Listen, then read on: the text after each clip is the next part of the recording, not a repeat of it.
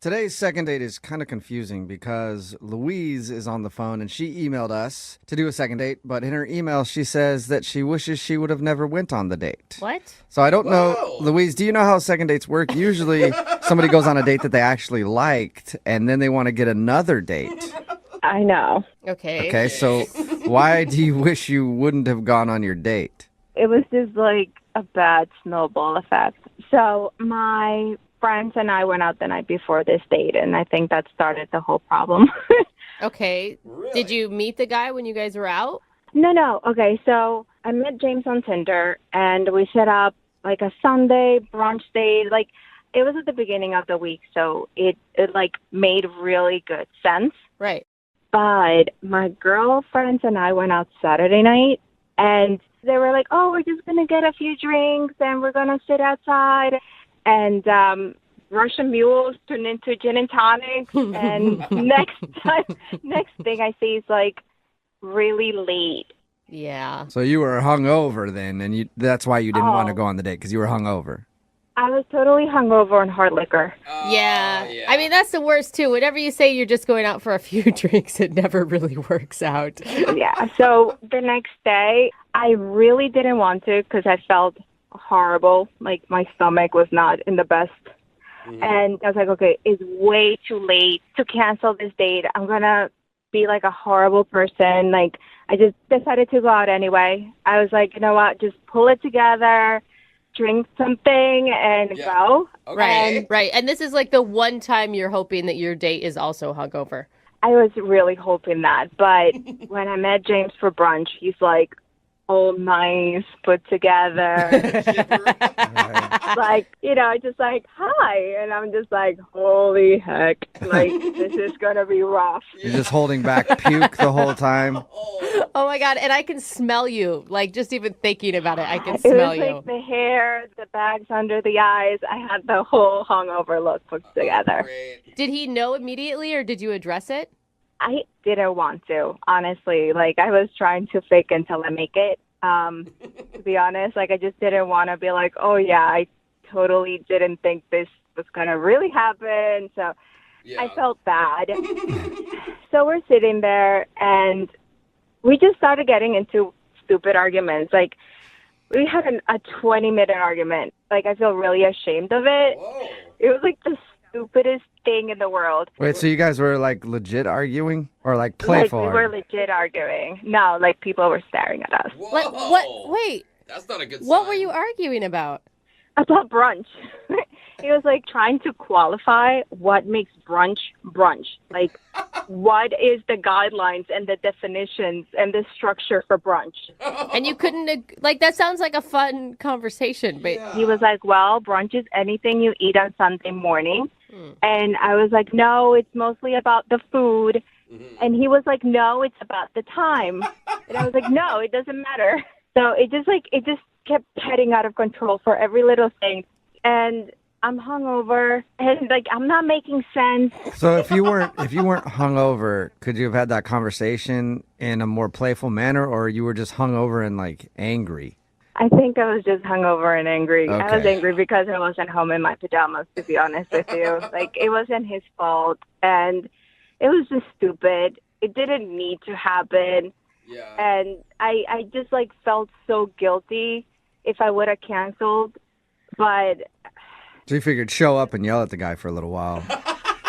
That'll be better. There you go. I didn't mean to. I felt really bad. did you guys recover at all from that?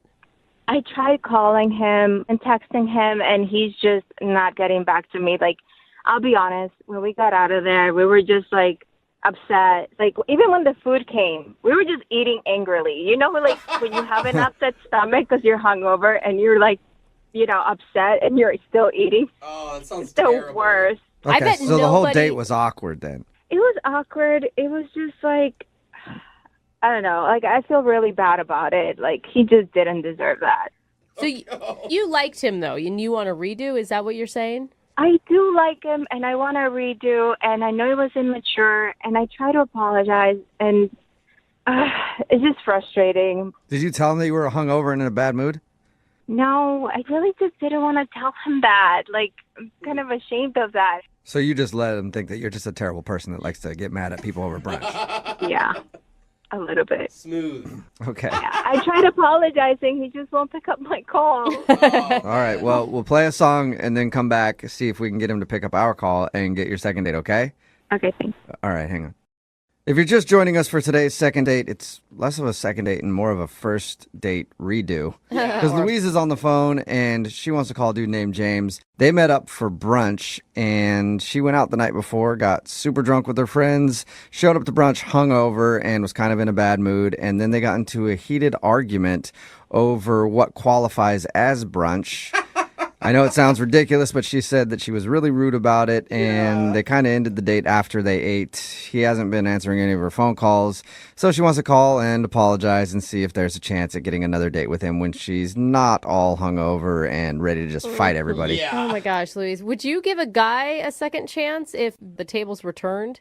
I mean, if it's honestly had like a good excuse, yeah. I mean, I didn't give him my best, and I understood that, so at least you kind of know.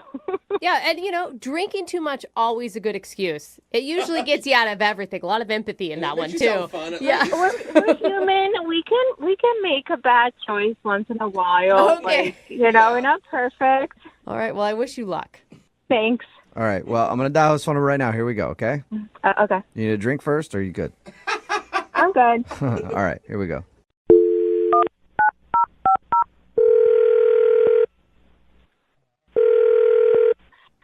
Hello? Hi, may I speak to James? Yeah, this is James. James, what's up, man? How are you? This is Jubal from Brooke and Jubal in the Morning. I'm sorry. Who is this? Jubal from Brooke and Jubal in the Morning. It's a radio show. Okay.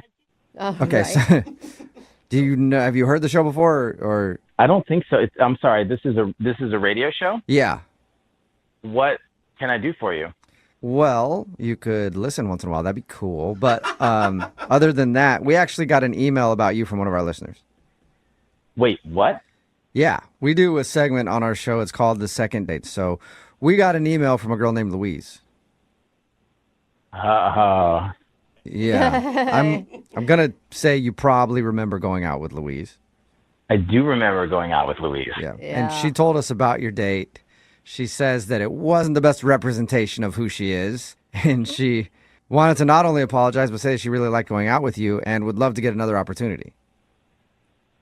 So she's doing it on a radio show? Yeah, I know. It just sounds like she doesn't make the best decisions, but we do a lot of these. And she said that you wouldn't answer her phone calls. Like, she had tried to text you and apologize, but she got desperate, basically. Yeah, I've been just trying to avoid that whole situation. Yeah, I can understand that. She did tell us about your date. I would love to hear from your words, though. What'd you think of Louise? I kind of felt bad for her. Oh, really? Why? You know, like maybe she needed more than I could give her What do you mean? right now in my life. Yeah, what do you mean by that? Like, I don't know what her situation is, which is why I'm trying to be careful with what I say because I don't want to misrepresent her. what do you mean what her situation is? Okay, so I show up to brunch and I like a brunch date because it's a lot less pressure and it's during the day. Uh-huh. You get to sort of see people when they're just being normal. And so she shows up and she looks like she has not gone to sleep. She Right. basically didn't go to sleep all night. Yeah. Right. She smelled very strongly of alcohol and she was pretty disheveled. And I don't think people need to dress up for a brunch date, but I can't really explain it, but it was like the farthest away from being dressed up you could possibly be. The farthest away? Like she barely put on clothes? Yeah, I mean, no, she had clothes on, but it looked like maybe she had them on for a couple of days. Got Okay. All right. Your first impression was not a good one, is what you're It was saying. not a good one. So we're having brunch, and she's just in a bad mood, it seems. Like she's arguing with me about stuff and kind of put me on the defense. And so it was just kind of awkward. And then when the food came, she just scarfed it down in silence. Oh, man. So then we sort of just decided that was it and walked out, and we went our separate ways. and I saw her walk around the side of the restaurant and throw up in a trash can. Oh, So- oh, God. It's not a good look usually. Yeah, that's the lasting impression. And well, that's not it. And then she got into the back seat of a car with no one else in it, and I think just like laid down in the back seat of a car. What? And so that's why I was like, does she live in her car? Maybe that was her house. Yeah, her house was just Homeless. parked in the parking lot of the restaurant. Oh no. Yeah, and so that's why I'm trying to be sensitive about it, because I don't know if she Oh, is homeless. you actually think she's homeless. I thought you were Well- just like making an analogy or something. I mean, the evidence just kept piling up. I mean, I think she might actually be homeless. Yeah, pretty much what you described sounds like a homeless person. Right. You know, if she was arguing with an imaginary friend, then you could be sure she was homeless. But what you described does sound like a homeless Just scarfing person. the food down? Like, Yeah. Oh, man. We Just a bad attitude, angry, smelly, dirty, and then sleeping in her car. Yeah, it's like I don't judge her. We've all got our problems in our lives. I feel like I can't help somebody through a situation like that before even knowing them, Right. romantically at all. So I feel like it's like it was a little too much for me. Well, and how I do you don't. explain that to someone? Like, do you say like, "Hey, I don't want to date you because you're homeless"? Exactly, Like, because and I should have said something, but I didn't, because I just didn't really know what to say. I think it's good you didn't. Well, I don't know if she's got a home or not, but she does have a cell phone, and I know that because she's actually on the other line and wants to talk to you. Oh God, really? Yep. Louise, are you still there? Oh my God. I'm sorry. Like, I have had the worst time listening to this. It's amazing. Like, Oh my God, Luis, I'm so sorry. I had no idea you were on the other line. are you serious? Did you honestly thought I was a homeless person? Listen, I'm really sorry. I did not mean to sort of out you like that. I didn't know if you have people who you know who don't know. No, like, I'm serious. I'm not. Like, I swear, I'm not homeless. I know people have a hard time admitting it. I get that, but I am not judging you. I swear. No, listen to me. I am not homeless. Like, you're borderline rude now. I went out the night before with my girlfriend. I had a little bit too much to drink, and I was trying to pull it together. So I showed up. I was hungover. Yes, it was really bad. But, okay, yes, I threw up on the side of the restaurant because I wasn't feeling good. And then I went, I took a nap in the back of my car for a few hours. You just took a nap right there in the parking man. lot. That's a hangover. It was bad, okay? It Yeah, was no, bad. I'm not judging. I've been there before. Yeah. James, do you believe her? Like, I can't believe that we've gotten to a point where she's trying to argue that she does in fact have a home. Well, you can understand sort of my concerns because you didn't tell me any of this. You just sort of showed up, and the way you were eating your food, you were eating it like you hadn't eaten in a couple of weeks. And that was surprising. Honestly, I just wanted to stop arguing. So I ate and didn't want to talk. I ate a little too fast. Obviously, you know that, I threw it up because I ate way too fast. I did that. And I wouldn't judge a woman's eating style, homeless or not. Just saying, James, for the future. Yeah, it's just from my perspective, you have to understand that I think anyone would have seen what I saw based on how you showed up and the way you argued with me and the way you ate and the way you threw up and the way you slept in your car. James, have you ever had like a bad day? Like, it was just a bad day. I get it now. It's been hard to unpack the whole thing, I guess. Look, I'm really sorry I showed up the way that I did. It was not my best at all. I just didn't want to cancel on you. It was totally last minute. You were going to be mad at me if I canceled on you. Yeah, that does make sense. I wish you would have said something and we could have rescheduled, Looking back on it, I really wish that too. At Well- least you guys are on the same page for one thing. How about this, James? Would you like to go out with Louise on a second date? We will pay for it. What is that not a laugh? joke. Oh my God. I mean, if you guys if you want to sponsor a date, I would love to. Well, I think Louise might need a sponsor in something, but we don't know for sure yet until you go on another date with her. So that's a yes, Louise. If you can clean it up for at least one day.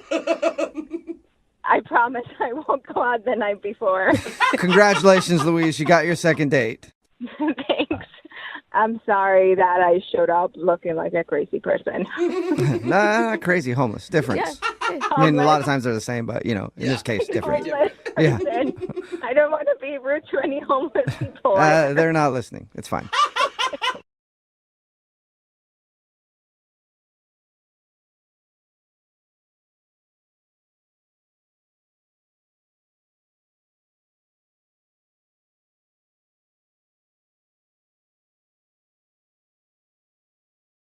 Need LASIK? Trust the experienced team at the LASIK Center at Evergreen Eye Center. No glasses, no contacts, no limits. What will you do? LASIK at evergreen.com. Moving 92.5. Brooke and Jubal's second date update. How does that Marilyn Monroe quote go that every single Instagram model posts on their account at least 3 times a month? Is it, if you can't handle me at my worst, you don't deserve me at my best? Yeah, that's Yeah, the like one. you didn't know it. That's AKA, cute, Jubal. I'm crazy. But anyway, Russell, who's on the phone for a second date update today, definitely met the girl that he wants to call at his worst. I think actually they were probably both at their worst. What? Really? I read your email, Russell, and the one thing that I thought was hilarious is how you guys met. Yeah, that was a good story. I've never met anybody like that before. Oh, I can't wait to hear it. What happened? We both actually met at a Slurpee machine in a 7-Eleven. Oh, already the romance. Yeah, it was great. Not what I expected for the day, but we were both super hungover. We both had crazy nights the night before, and we were just like, I need a Slurpee. I think that's the only time I really have Slurpees anymore. I feel like I should try those as hangover cures from now on. You can actually drink with them too, just so you know. Put vodka Okay, in them. let's Anyway. slow it down. So what happened at the Slurpee machine? Like you bumped into each other and it was like one of those rom-coms? So we were both craving these Slurpees, and the Slurpee machine was broken. So Oh, yeah. man. So we talked to the guy working there, and he said, I'll be right back. I just need the right parts to fix this. I don't know how a Slurpee machine works. Yeah. So we were waiting there for a little while, and we just started talking. We started up a conversation, and we both just talked about our crazy nights, and she seemed pretty cool. I mean, she was cute. So we just decided to hang out. She was cute with last night's makeup still on. Yeah, well, some guys were into that. Yeah. And you probably had last night's makeup still on, too, so it didn't really matter. Exactly. We were both at our worst. All right, so what did you guys do when you went out? Like on your actual, or was this the actual date? No, well, I guess this was the first date if you count Slurpees. But we decided to go on a bike ride around the city. Oh, not the same day Oh. you're hungover, did you? Yeah. No. We both had to sober up for that. Sounds Yeah. terrible. That's an awesome date. Yeah, right. You get exercise, you get to see the town. Totally. There's something to talk about. Your blood's pumping. Everything Yeah. is looking good. How did it go? Well, the date went really well. We talked a lot. There was one point, this was actually something funny that happened. There was a mailman, and he got out of his truck, and he didn't see us coming. Oh, no. So she missed him. She went right by him. I was aimed straight for him, and I had to brake just immediately. Oh. My back tire went up, Oh, no. and he just was so scared, he laid down on the ground, and he was just frozen. He just laid down. 'Cause He was like accepting his fate. He just saw his life flash before his eyes. Oh, What wow. happened? Did you That's funny. crash? Did you run into him? No, just missed him by a hair. Oh, That's awkward. It's almost like you'd rather hit him if he's laid down expecting you to hit him, and then you stop short. It's kind of, well, if you stop short, it's weird. It's like, okay, who moves first now? I felt bad for the guy. Yeah. But anyway, we're talking about it, and she was like, "Oh, you're such a nice guy. You didn't hit that guy. You were paying attention." And, so I was like, "Oh, great." She looks at me as this really nice guy because I didn't hit this mailman with my bike. Also, Yeah, oh, great, exactly. that's where her standards are. You Yeah. just have to not run over a mailman, and you're a hero in her book. Hey. that's what I'm thinking. Like, it takes so little to be a nice person these days. Yeah, so I had it made. I was in. At least I thought, And so we went out to lunch after that, and we talked. We had a great time. So Okay. why isn't she calling you back if it was so wonderful? That's the part that I don't know. I have no idea. I texted her a couple days later, and I said, "Hey, I had a great time. Would you like to get together again?" And she said, "Please don't ever contact me again." Whoa, that's Oh, so extreme, man. She's not only not calling you back, she's aggressively saying, don't talk to me. Jeez. Exactly. So, So I wait. have no idea why. So now we're going to call her. Yeah. Okay, great. Yeah. Yeah. I mean, Do you have any idea why she would be so, like, Adamant? yeah. I have no idea. The date went really well, I thought. yeah. And I even texted her, like, why? Like, what's wrong? And should she respond? Not after that. No, nothing. Wow. Are you like some known felon and she did a Google search and found out all your horrible past? Not that I know of. Well, maybe we'll find out that you do have a criminal record and you didn't even know it. We could. All right. Well, we're going to play a song, come back, and then call her and get your second date update, okay? Great. I really appreciate it. Yeah, man. Hang on. Moving 92.5. Brooke and Jubal in the mornings. Second date update. Will today's second date update end with Russell getting another chance at love? Or being solo? Or with all of us getting a restraining order? I'm going to go with number 3 because the girl we're about to call sent Russell a text saying, please don't contact me. So, Russell, I am excited for the no contact order and restraining order. I've had a goal in my life to at least get one of those, and we might get both here. Yeah, let's dream big. All right. Just to remind everybody, Russell met a girl named Dana at the 7-Eleven. They were both hungover getting Slurpees. And then they started a conversation, decided to go on a bike ride, and then they had lunch. And according to him, other than almost running over a mailman with his bike, nothing bad happened. But after the date, he texted her asking if she wanted to go out again. And that's what she said. Don't contact me anymore. So we're going to contact her. That's how we're going to do it. You guys, are you sure you want to do this? I want to know. I want to get to the bottom of this. And like, is your goal to go out again, or is it just to find out the problem? I'm more concerned about what the problem was. A second date, yeah, maybe. But, I want to know what went wrong. Yeah, if you have no idea and her reaction is that strong, maybe you're doing something on dates that is not cool and you don't even realize it. Yeah, exactly. And I need to know. I think she found something online that was bad about you. I mean, that is a possibility. She could Is have. there stuff online that's bad about you? No, here's the thing. My ex is not a good person, and we had a really bad breakup. And I'm wondering, like, maybe there's a possibility she talked to her somehow. I don't know. I just Okay. Okay. Well, we'll See? find out. I'm going to dial her phone number right now. Here we go. Okay, let's do it.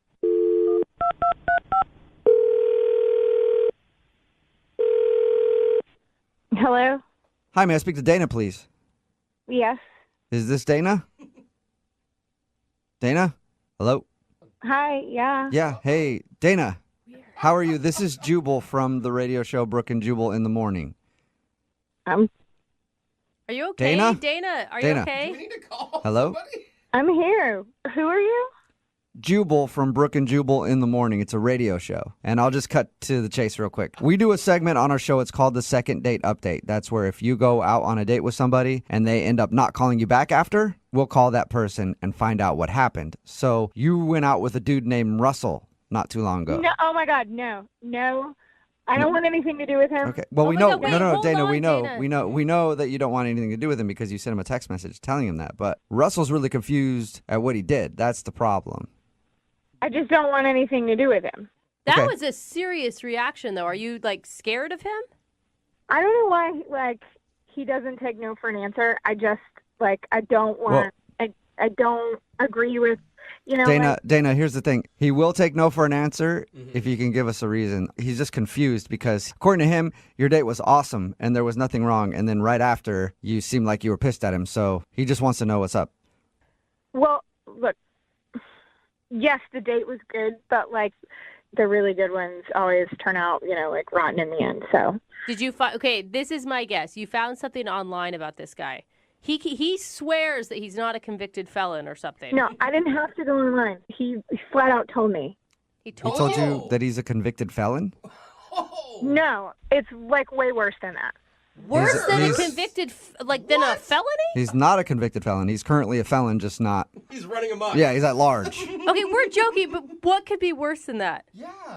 I'm surprised that you don't already know since you say you already talked to him, so. We did, but he sounded pretty normal, and his description of your date sounded pretty normal, but I mean, if anything, you don't obviously owe this guy anything, but No. if you told us we could get the word out to other people who may go out with them.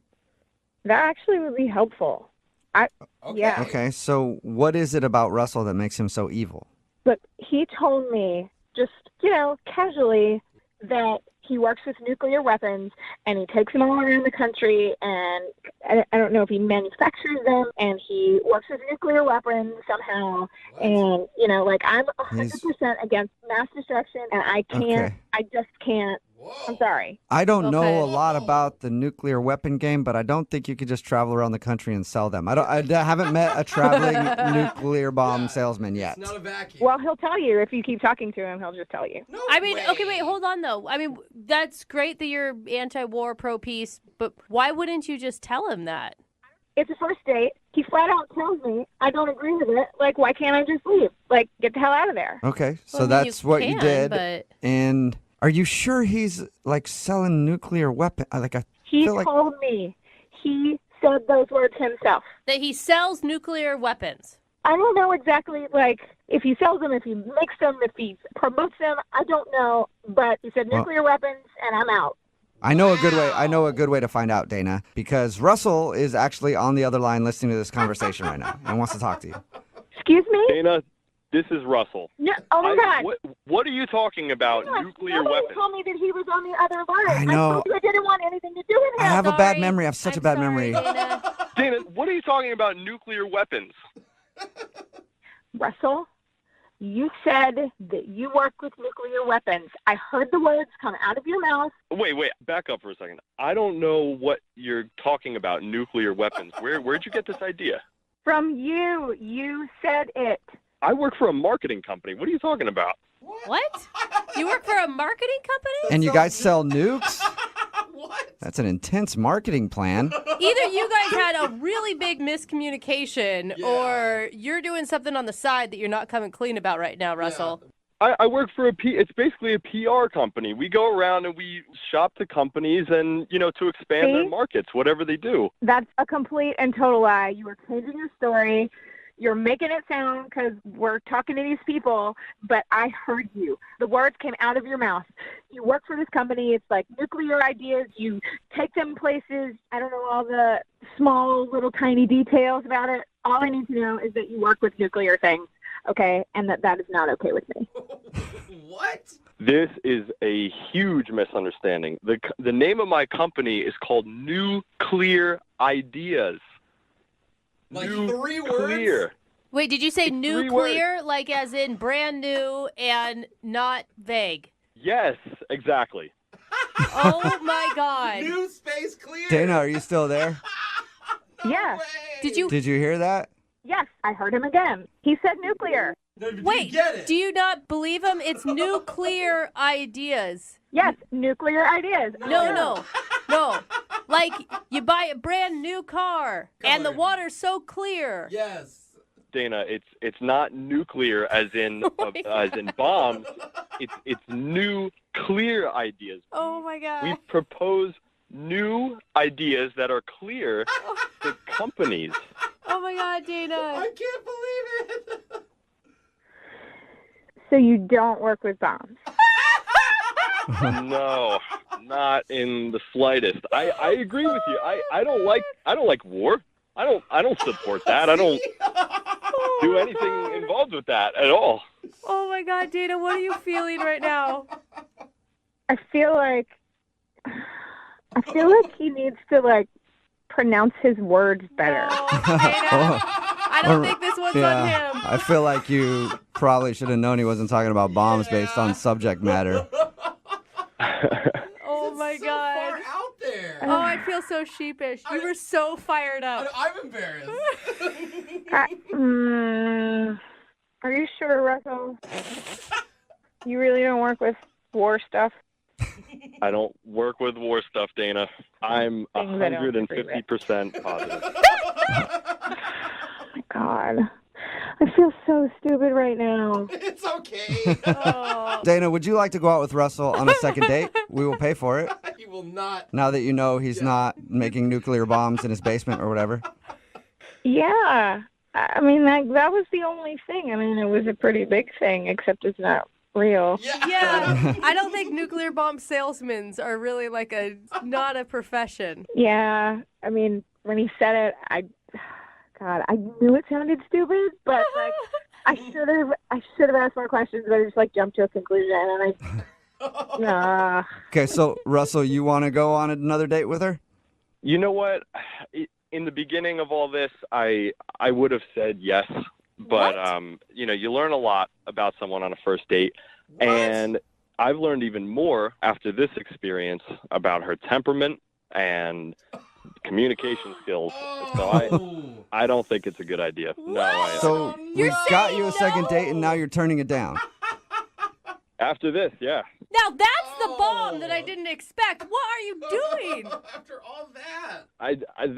It was just the overreaction was fierce. Oh. But wait a minute, it was clearly a mistake. Listen, we can be friends, Ooh, friends. Oh. but I just don't think it's a good idea for me to be matched up with you on a romantic level. I just don't see it. Wow. Huh. Okay. Yeah. This is an awkward ending, isn't It it? is. I don't Well- even know what to say. Dana, thank you for your time. Yeah, I guess mistakes happen, but Uh-huh. Well, yep. All right. All right, well, Sorry, guys. no, it's fine, Russell. Way to bring the mood down, though. Brooke and Jubal in the morning. Text in at 78592. It says, Russell dodged a bullet. Correction, he dodged a nuclear bomb. Oh, gosh. It's Brooke and Jubal in the morning talking about the second date update. If you missed it, this dude, Russell, wanted to call Dana. They went out on a date. Everything seemed fine. After the date, though, she texted him and said, never contact me again. So, of course, he did the right thing. Had us contact her for a second date update. But we got to the bottom of the problem. She is against war and all things war. And she thought Russell was somebody who sold nuclear weapons.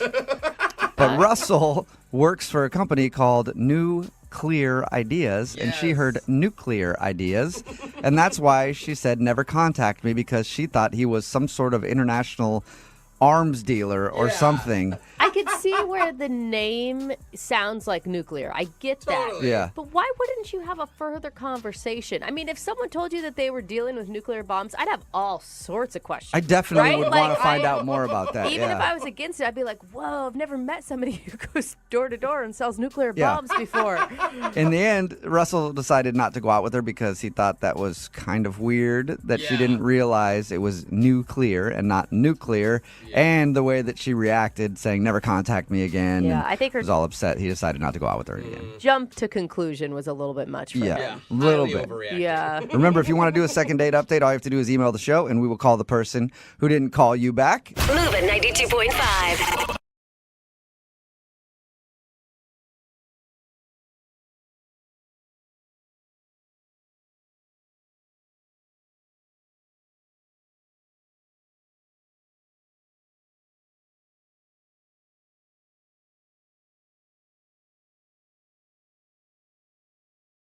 Moving 92.5. Brooke and Jubal in the mornings. Second date update. The guy on the phone for a second date update today let his emotions get the best of him on his first date. And now I don't even know why he's on the phone to do a second date update. If I were him, I would not want to see this girl again. I actually don't even think I'd want to go in public again. It's that But bad? regardless, he emailed us and wants to do a second date update. His name is Keith. What's up, Keith? Hey guys, how's it going? Oh my God, Keith, I feel like you should be embarrassed for yourself, but I don't really know why yet. Yeah, Your email was crazy, man. I cannot believe what actually happened on your first date. We'll get into that in just a second. But first off, how'd you meet the girl that you want to call today? What's her name? Allison. Allison. So how did you meet Allison?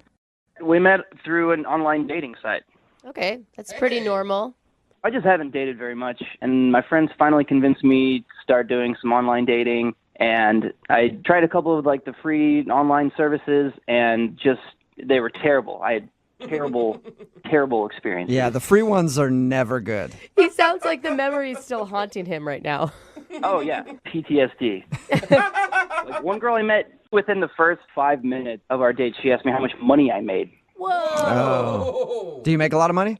I realize it's the first couple minutes we've met, but now I want to know. Yeah. Having flashbacks. And when I wouldn't tell her, she literally was like, all right, well, this is done. And she left, and it was over. Wow. I can't believe you even continued online dating after such a horrible experience. I know. And then the worst part is it didn't get any better. I met this other girl on a date, and she brought her dog, and I kid you not, she talked to the dog more than she talked to me. Oh, man. All right, so you've had a bad run. Yeah, on these free. So I finally was like, okay, I'm going to sack up. I'm going to pay for like a paid service because maybe the quality will be better, you know? So Right. Is this the first date that you went on off of that paid site? Yeah. Oh. And this one sounds like it went very well. I mean, at least for you. Yeah, comparatively speaking, it started out great. Met Allison. We went to brunch. Oh, that's a fun date. Yeah, and just from the moment I saw her, instantly I knew like there was something there. She was gorgeous. I couldn't believe it. Is Okay, this and then now- right off the bat, she didn't ask you how much money you were making, or she didn't have a dog with her, so that's a plus. She's off to a great start. But I feel like you've lowered your standards so much compared to the other incidences that you had. Yeah, I mean, I know my standards had been kind of lowered, but she was like better than I ever would have expected. She was smart, she was cute, she was sweet, and she just seemed normal. She just seemed like a normal person that I had a really great connection with, and it kind of caught me off guard, and I just was like starting to feel like overwhelmed, but in a good way. Like I was swooning, and I just got caught up in the moment, and that's when I think I messed up. Yeah. Well, could you Tell everybody what happened and then explain why you did this. Okay, just try and understand all the context. So, so we meet, we're hanging out, the date's going great, and it just keeps getting better and better and better. And she gets up to go to the bathroom. And at this point, I'm like, my heart is just like overwhelmed, like it's overflowing. I'm like, she's the one. Like she has to be. I know it sounds crazy, but I felt it. And so while she was in the bathroom, I decided to do something crazy. Oh, no. Yeah. So when she gets back, she sits down and she looks at me and she can kind of tell I have something I want to say. So I look to her and I say, look, I know we just met, but there's something I need to tell you. And she says, okay. And I straight up told her I wanted to spend the rest of my life with her. Oh my God. Yeah. What are you doing? Like, I'm breaking out in hives just even hearing that. And I love love. Yeah, no, I know. It sounds crazy, even me saying it right now. But I don't know. I just was in the moment. I couldn't help it. It's like, I would have regretted it forever if I didn't. I made a ring out of a paper napkin, and I got down on one knee in the restaurant. And did everybody see this, or was it just you two? Oh, yeah. People were, like, applauding. They were smiling. What did she do? She, well, I could tell she was shocked. I don't think she saw that coming. No, I guarantee she didn't. Did she think that you were joking? No, I mean, she knew. There's no, like, I was dead serious. She could see it in my face. How did she react? Gosh. She was calm. She didn't, like, freak out, but she's kind of looked at me after everyone quieted down and was nice about it, and she was just kind of like, Keith, this is our first date. And what did you say to her? I was like, I know, but I just feel this, and I can't deny it. And she was like, I think I should leave, and then she left. Yeah, because Keith, you sound crazy. Yeah. I'm just gonna lay it out there. I mean, I know how I sound. Did she leave you right there in the restaurant by yourself? Oh yeah, I finished my eggs Benedict alone. Who wouldn't have left? You've got a crazy psycho stalker proposing to you within like the first hour of meeting someone. I mean that kind of thing happens, right? You've seen rom-coms. When you know, you know. And I really thought she felt the same way. What? Maybe she did. Maybe, you know what, she ran right out of the restaurant to shop for a wedding dress. She's been busy planning this whole time, and that's why she can't get back to him. Yeah, probably. That's What probably it. what did she ever do to make you think that she thought that she should marry you and get engaged right there on your first date? Yeah, I mean that's a fair question.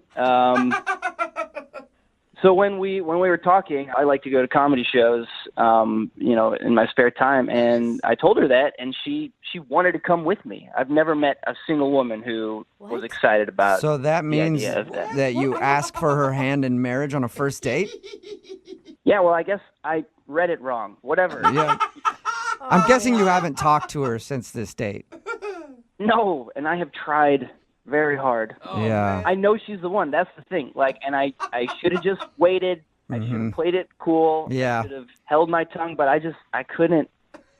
All right, well, Whoa. we'll play a song, come back, get her on the phone, and see if we can get you guys a second date, and then maybe you can get married after that date, okay?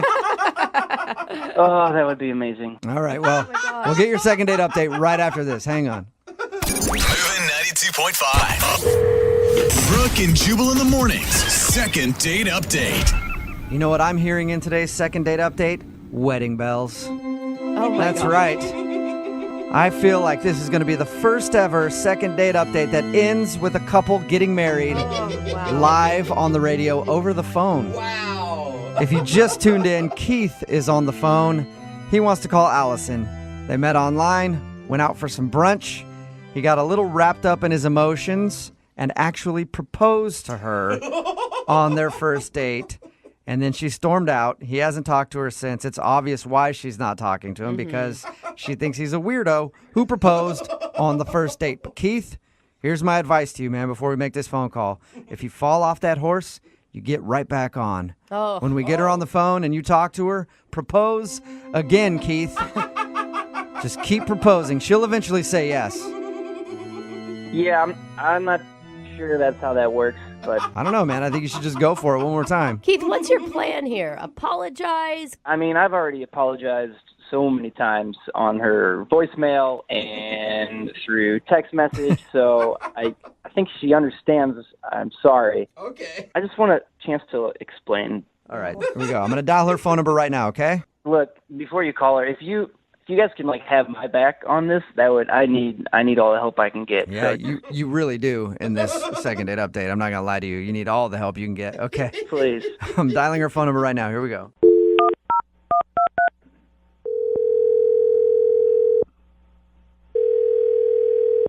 Hello? Hi, I was looking for Allison. Yes, this is Allison. Allison, this is Jubal from Brooke and Jubal in the morning. How are you? Good. How are you? I'm good. Who's this again? I'm sorry, I'm This is Jubal. I host the radio show Brooke and Jubal in the morning. not sure what that is. Oh, okay. Well, it's a radio show. It's pretty much the only explanation I can give you there is a little bit of talking, a lot of crappy music, and we do a segment on our show called the Second Date Update. I'm assuming you've never heard of that either. Not familiar with it. You went out on a date recently with a guy named Keith. Oh boy. Yeah. Keith told us about your date. Oh really? What do you know? Do you know that he proposed to me? We do. Yeah, he told us all about that. He says that he feels bad, but he also wanted to get you on the phone and tell you that he liked you a lot and wanted to see you again. Really? Let me ask you a question, okay? How did you feel when he proposed to you on your first date? I thought it was really weird. I feel like that's an understatement. Definitely. Has that ever happened to you before? No, definitely not. Was it scary, creepy, a little bit of both? It was crazy. I mean, when you picture getting proposed to when you're young, a little girl, you don't exactly picture it happening on the first date at brunch. You don't? No.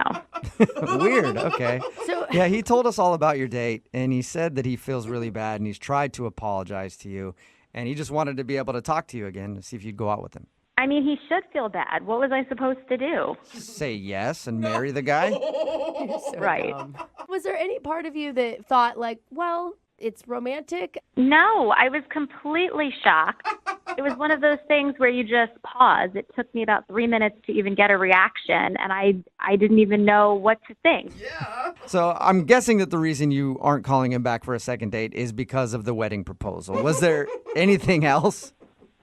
Does there need to be another reason? I don't think so. That's enough of an explanation.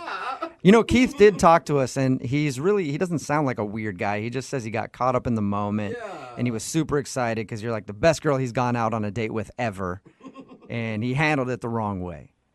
That's sweet that he says that, but I mean, we were vibing, we got along, we had, a good connection at first, and I felt the spark, but when he broke into tears and started proposing, I thought he was crazy. Yeah. Switches it up a I little. would- Yeah, it changes things a little bit, changes your whole vibe. Yeah. Allison, I do need to let you know that Keith is actually on the other line and wants to talk to you. Are you kidding me? No, I'm not. Hey, Allison. Oh my God. What do you want? I just want a chance to explain myself. I told you I'm sorry. I know that what I did was crazy. I know it was insane. I got caught up in the moment. I'm an emotional person, and I don't have a good excuse. I just got caught up in the moment. It's not the 1920s. I mean, you don't just meet somebody and marry them off in the afternoon.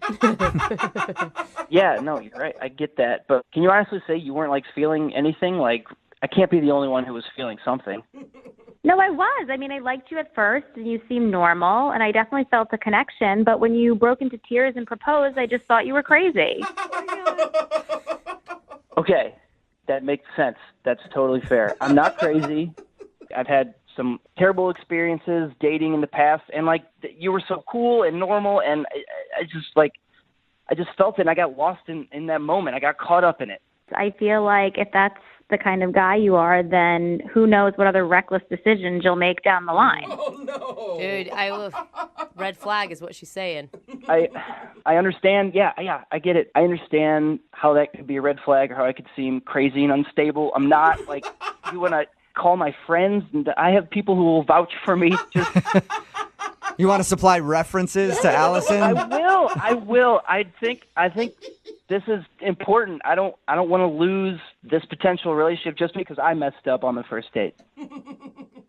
I mean, it's a shame because I liked him too. I'm just not looking to get married tomorrow. I'd like to date someone for a little while before we talk about marriage. So you did like him, though, before? Yeah, I did. Well, then why don't you give it one more shot and go out on another date? Would you like to go out on a second date with Keith? We will pay for it. Come on. Allison, before you answer, I need you to know I did watch a couple rom-coms on Netflix the week before we went out, so I was in an emotional place already. Blame it on the rom-coms. I love it. It's like Katherine Heigl just gets to his heart, man. Allison, will you go out with Keith again? Oh, I don't know.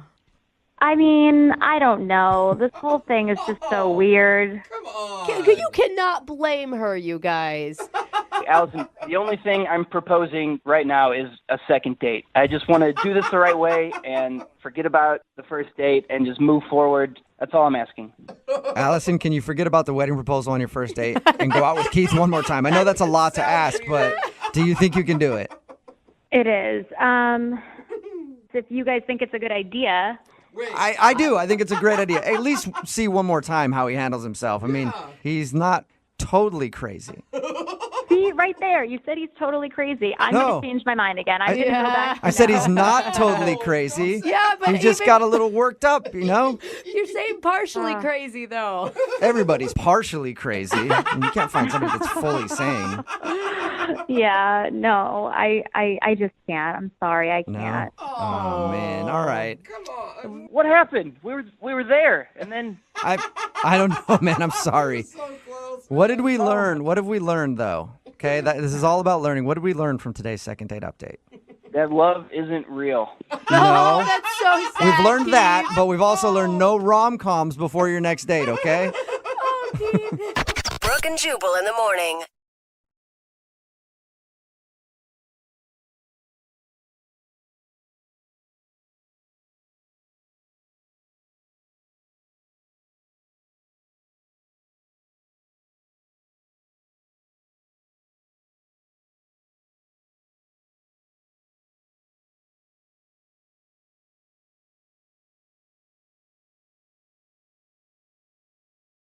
Moving 92.5. Brooke and Jubal's second date update.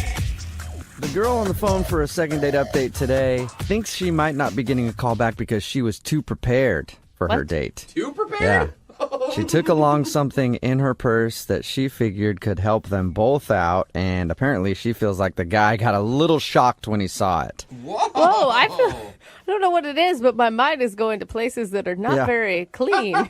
We'll find out what it is in just a second, but she's on the phone right now. Samantha, what's up? Hey. Hey. Oh my gosh, you sound really pissed almost right now, Samantha. No, dude, you guys just made that sound like, oh, what she got in her purse? Yeah, Like, well. it's a normal thing. Oh, yeah, sure. Okay. Maybe you're going to think twice now before you put things like that in your purse before a date, right? Oh, what Could I was put it in perspective? Like, could I tell you what happened? Yeah, I guess. Sure. Okay, first, tell us how you met the guy you want to call today. Yeah, so his name's Charlie, and we were set up on a blind date by mutual friends. Oh, and was it like blind where you hadn't even like stalked him on Facebook or Instagram or anything? Well, I didn't know his last name, so I couldn't do my due diligence. Okay. You know? Okay. But you did look at like every Charlie in like a 50-mile Dude, I looked at radius. so many Charlies. I was hoping our mutual friends. I'm like, who's the Charlie? I was like, geez. And how was the date with Charlie? What'd you guys do? We went to this bar that was kind of in between us because we both live a bit of a distance from each other. So we met in the middle at this bar. And were you nervous going into this, or did you feel pretty cool? Yeah, it was my first blind date. So Okay. I was like, oh, I don't know. And I haven't been able to snoop him. And I was like, ooh, what if I can't hide that I'm not attracted to him? Like, you know, all these thoughts, you know. So were you relieved when you got to the restaurant, or how'd you feel? He's very cute. Okay. Very cute. He's like the definition of my type. He's tall, he's got dark hair and green eyes and like these thick eyebrows that kind of come up to a point that I like on guys. I'm like picturing Dracula, what you just described, but No, but I'd give him a shot, you know, at this point. Okay. All right, so you were pleasantly surprised with Charlie. Tell us about your date. So we sat at the bar, we're chatting, we're laughing, the conversation is flowing easy. And he said I can't remember what it was, because this is like on our second drink. He said something super funny. And I was like, all right, cheers to that. And then we clinked. And I was like, hold on. To commemorate this moment, can I get a picture? Because what he said was just, it was like a perfect moment on a date. hold on though. That's a You weird- stopped in the middle of laughing at somebody's joke to take a picture? Yeah. No, the laughter had ended, and it was like, I think I did it at the right moment, you know? So that's when I reached in my purse, and I grabbed my selfie stick, and you know, after he said yeah. Wait, what did you just say? Hold on. I said I grabbed my selfie stick out of my purse. You brought a selfie stick with you on a first date? Well, it's always in my purse. Okay. Yeah, but then you have to like attach your camera to it and then pull it out. I mean, this Oh, isn't. come on, you're making it sound like it's like hard labor. You just pop it in and hold it out. Okay, I would be off put if I was on a date with you. Dude, it's so normal. No. Yeah, No. it is. It is. It really is. I just feel like that's a lot for a first date to put a first date picture up on Instagram. Look, it's obvious you haven't dated in like a long, long, long time. But people do it all the time. Or maybe this is like a generation gap where you guys Oh my just God, don't. I am not that old, all right? Listen, All right. I am married. I will say married, but I'm not that old. Okay, Well. so you ended up taking a picture with your selfie stick. You said in your email you thought that might be one of the reasons he's not calling you back. That's the only thing that stands out in the date. Because like after that, a group of his friends were also just happened to be at the same bar. And they came over and they said hello, and he introduced me, and they invited him to. They were going to some other place, and he was just like, yeah. And so we closed out and walked outside. It was gorgeous. It was absolutely gorgeous. The moon was huge. It was bright. It was creating this like beautiful blue backlight. I didn't take a picture. Okay, I thought that's what we were working up to, and I'm like, all right.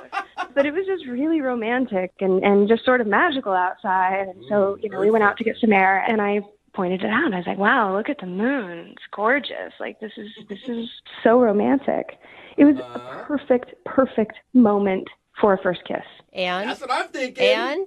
And I don't think he picked up on the moment. Oh. Did he just stand there and go, yeah, it is gorgeous? That's exactly what he did. That is exactly what he did. And so I was like, okay, well, maybe he's a little socially awkward. So I started like slowly leaning in.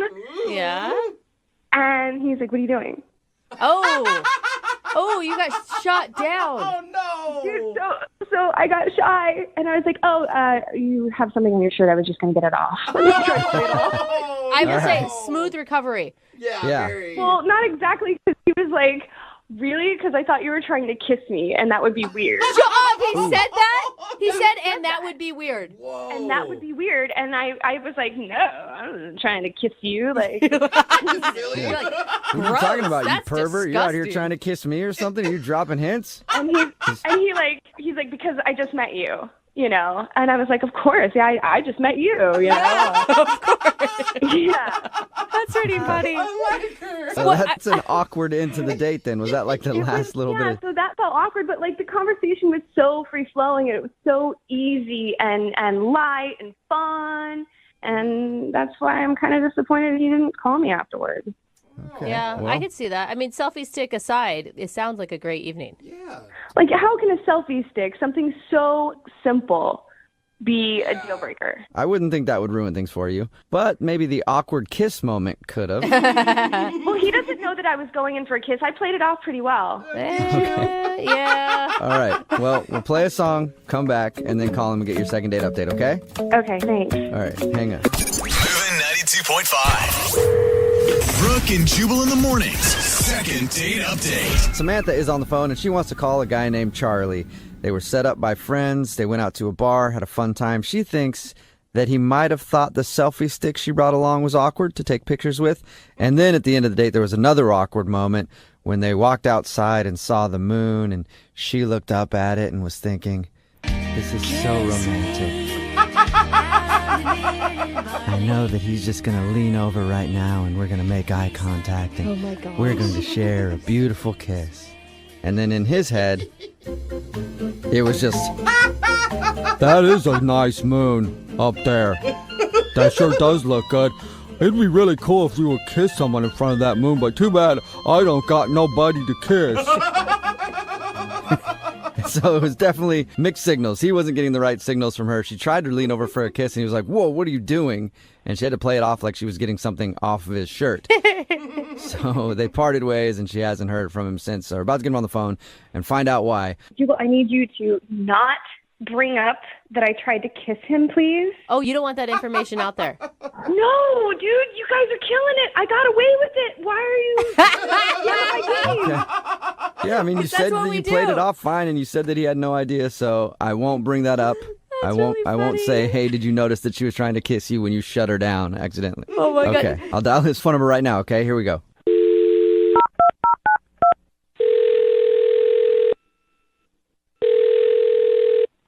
Hello, Hi, can I speak to Charlie, please? this is he. Hey, Charlie, how are you? This is Jubal from Brooke and Jubal in the morning. What? I'm sorry. What's Brooke and Jubal in the morning? What can I do for you? It's a radio show, a morning radio show. A morning radio show. And what does it have to do with me? Well, I'm calling you today because we recently got an email about you from one of our listeners. An email from a listener about me. Yes, Why? because they recently went out on a date with you and they thought you were awesome, but now you're not calling them back. Okay, so I know, it's weird. it's I'll- yeah. So what? I'll explain it to you, Charlie. I'll explain it to you. We do a segment on our show called the Second Date Update. That's where if you go out on a date with somebody and then end up not calling them back after, they email us to see if we can get you on the phone and find out what happened. So you went out with a girl named Samantha the other day. Isn't not returning the call enough? Well, Most of the time. apparently, I mean, it's enough to let them know you're not interested, but they want to know why. Wow. Yeah, I don't really know if I want to talk about it. I don't know if it would be fair to Samantha. I don't know. Well, if you're thinking about it being fair to her, she is the one who wanted us to do this phone call, and she also said that she's willing to hear whatever the reason is. I mean, she told us that she thought you guys got along great and that you had good chemistry.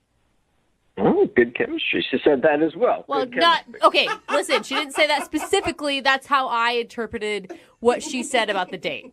Like that you laughed. It was easy. There was Yes, even. it was easy to laugh. Yes. Whoa. Wait, did you mean that? Like, did you just insult? Was that an insult? No, listen. All right, look, I am. Oh, this is difficult. I'm not a jerk. I enjoyed meeting Samantha.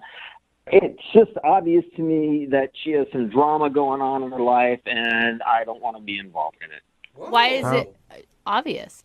I don't know what she told you. Well, she said that you guys got set up through friends, went to a bar, took a picture there, and then hung out for a little while, and that was about it. Took a picture there. Okay, yeah. It was more than a picture. It was like a production shoot. She breaks out a selfie stick, has to take a number of different pictures till she finds the right one, then spends more time putting effects and filters on it and whatnot. I was willing to be like, all right, no, whatever, no big deal. But then I get home, and on Instagram, she's got somebody else tagged, and the quote is what freaked me out. She's like, I want to get specifically. Hold on. She says, "Sorry, Jake. Looks like I've moved on." Nuh-uh. What? You were part of a revenge picture? Oh. I guess so. I don't know what is going on, but there's some kind of drama there, and I don't want to be involved in it. She did not tell us that. She made it sound so innocent, like she was just capturing the moment, and it was no big deal. I don't want to be involved in any of her drama. I've had that stuff in the past, and I am not ready to deal with it. I don't want it. Wow. Dude, Okay, well, you're probably going to really like the fact that she's on the other line listening and wants to talk to you. Not dramatic at all. So, Samantha. What are you talking about? She's on the phone? Yes, she's listening right now. Samantha? Yeah, hi. Oh, my God. So first, Charlie, let me just say that there's absolutely no drama at all to be worried about. And just to explain that post, I recently got out of a relationship, and my ex had done that to me a few weeks ago. And sounds drama-free. Well, right. and so I did it back. But what the point is we both shot our shots off the mast at each other, and it's over. Oh, sure. All right. If I could, and listen, Samantha, I really enjoyed your company, and as I said before, I knew you were there. Absolutely beautiful girl, but I felt like I had been cast in this role of your boyfriend, and you were shooting like you were just looking for somebody to stand next to you in the Instagram shot. I know. I'm sorry that it came off that way, and I made you feel that way, or any of that. I could not be more sorry. But the truth is I really do like you, like quite a lot, and that isn't normally me. It was emotional and sort of just overly excited when I had finally met you and you were you. So I'm hoping that this doesn't kill things. Oh, wow. Well, that's really nice of you to say, Sam.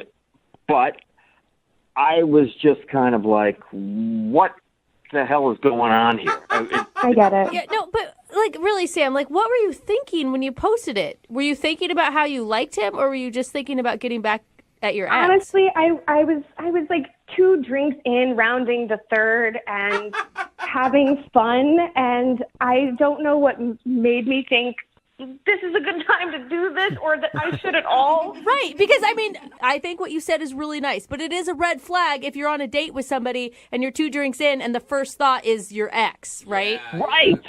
Well, no, okay, just in my defense, the first thought wasn't my ex. The first thought was, what he said was super funny, and I want to remember this moment. And I took the picture, but then when I started running it through the filters and saw how good it turned out. Okay. Then you thought revenge. Yeah. I get that. I've been there. I understand. It's a good pick. But you got to understand that comes off as a little crazy, right, Charlie?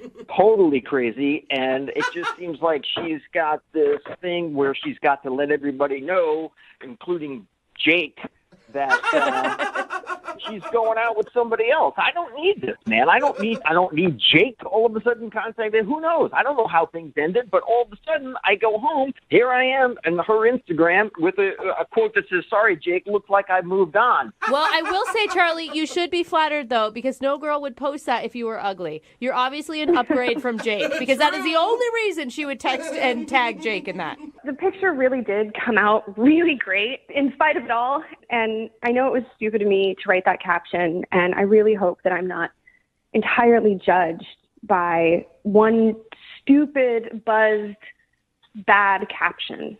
Well, You know? let's find out. Charlie, would you like to go out with Samantha on another date? We will pay for it. Will you go out with her again? Can it be social media free? Oh. Of course. Yeah.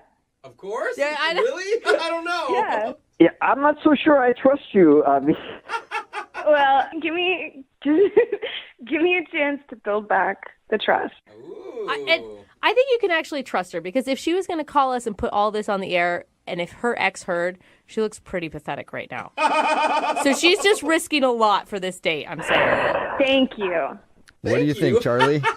You know what? I think it's worth one more date. Let's do it. Yay! Oh, cool. So that's sweet. All right. Well, congratulations, you two. And hey, Samantha, on this date, if you actually do try to lean in for a kiss, it might actually happen. Jubal, you weren't supposed to say anything. Say what? I just thought maybe you guys could share a kiss. Brooke and Jubal in the morning. Text in, it's 78592. It says anybody that posts a "I'm so over you" picture on Instagram or any social media is proof that they're not over anything. Yeah. It's Brooke and Jubal in the morning. If you missed today's second date update, Samantha wanted to call a dude named Charlie. They went out on a date. She had a great time. Was wondering why he wasn't calling back. Well, on that date, they took a picture, and later on, he went home and saw it on Instagram. He was tagged in it, but so was her ex-boyfriend, saying, "Look at me, I'm moving on." And he didn't want to go out with her again because he's like, okay, that's weird. I don't want to get wrapped up in all this drama. Yeah. But they worked it out, you know? Yeah. You know, but kind of. he's probably still worried Kind a of. little bit. And like I Yeah. said, he's hotter than the boyfriend, so he's got that going for him. True, that was Yeah. a good point. You know, you're never going to post a picture with somebody uglier and say, hey, I moved on. No, definitely not. At the end of it, they did agree to go out again, and she promised that she won't do that anymore, and she's over her boyfriend. So Yeah, we'll sure. see where they wind up. Remember, if you want to do a second date update, all you have to do is email the show, and we will call the person who didn't call you back. Moving 92.5. Less than 3.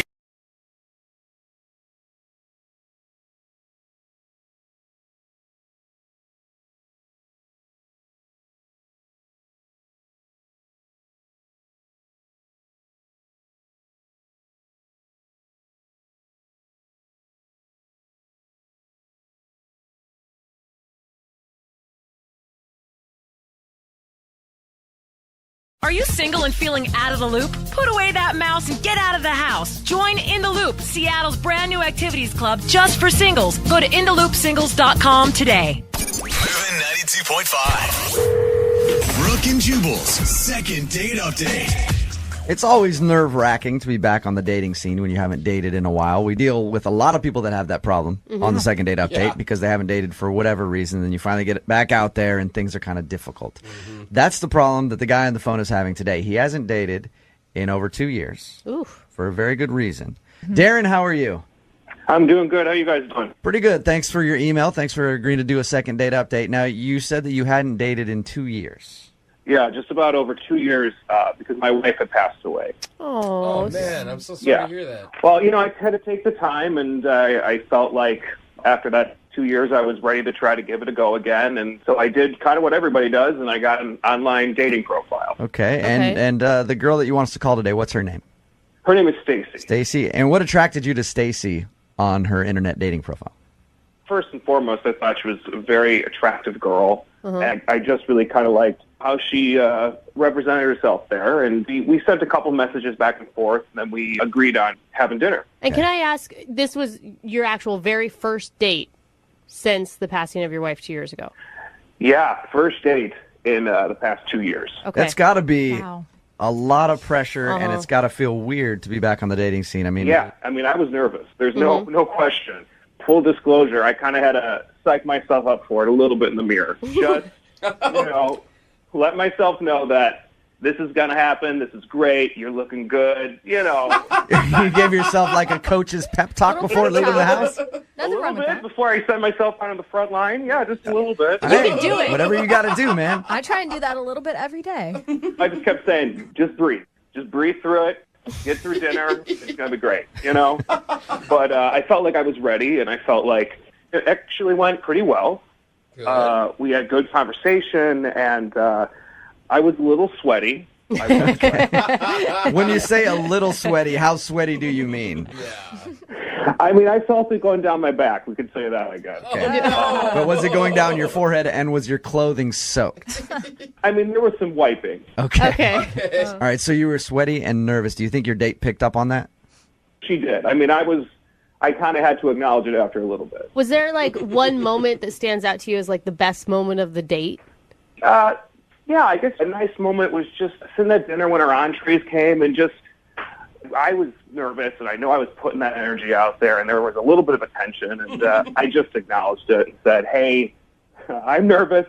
You are really attractive. And my fault, my bad. And we were able to kind of laugh about it and she said she understood. And, you know, it just kind of changed how I felt about the evening and I felt like she was understanding of the whole situation of my life. That's good. If she wasn't understanding about that, I wouldn't want to be calling her back at all. Yeah. Sound like an evil person. Yeah, that's the reason. Yeah.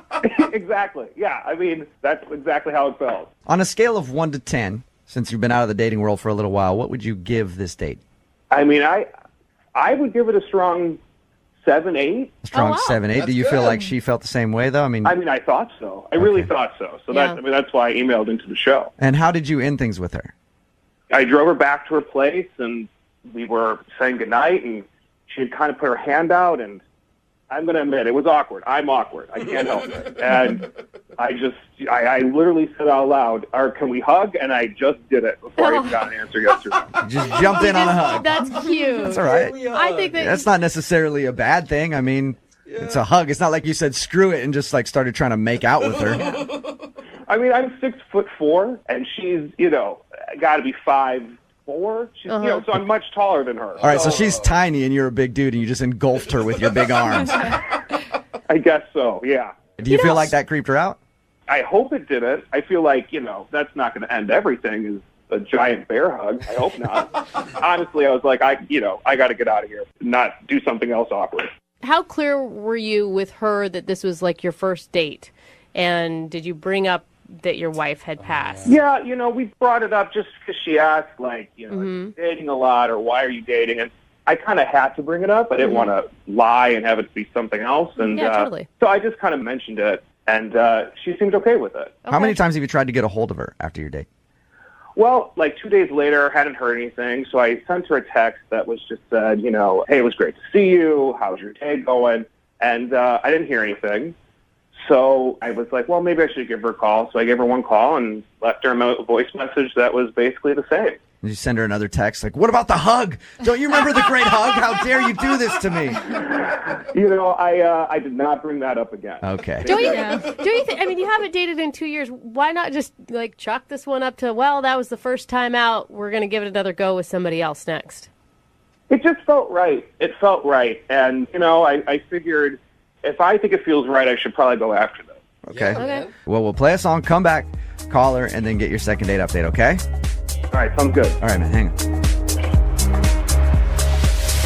Moving 92.5. Brooke and Jubal in the mornings. Second date update. I don't make this promise very often in second date updates, but I promise that I'm going to get the guy who's on the phone a second date today. What? Yeah, Really? I promise him, no matter what, because I like him. He's a nice guy. He's been through some stuff, and he deserves to get a date. If not with the girl that we're about to call for him, with somebody who texts in, I don't know. I think that's fine. Or if I have to put on a dress and go out on a date with him, I don't care. I am guaranteeing, Darren, that you are going to get a date out of this phone call we're about to make, okay?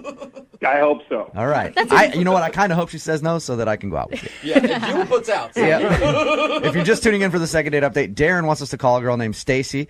They met online. He hasn't dated in a couple years for good reason. His wife passed away, and he was ready to date again, so he decided to go online, and he met Stacy. They went out for dinner. He was a little bit nervous, and that showed. He's sweating and just a little awkward during the whole date. He says the date ended with a very big sweaty hug from him that she didn't really seem like she wanted. So, Darren, you ready to make the phone call? Yeah, let's do it. All right, man, here we go. Man. Be confident. You've got a 100% guaranteed success rate right now. Look at it this way. It doesn't matter what she says, Darren, you're still getting a date. Could be with a dude, but you're still getting a date. I mean, I am a big fan. Well, there you go. All right. Okay, I'm going to dial the phone number right now, see if we can get her on the phone.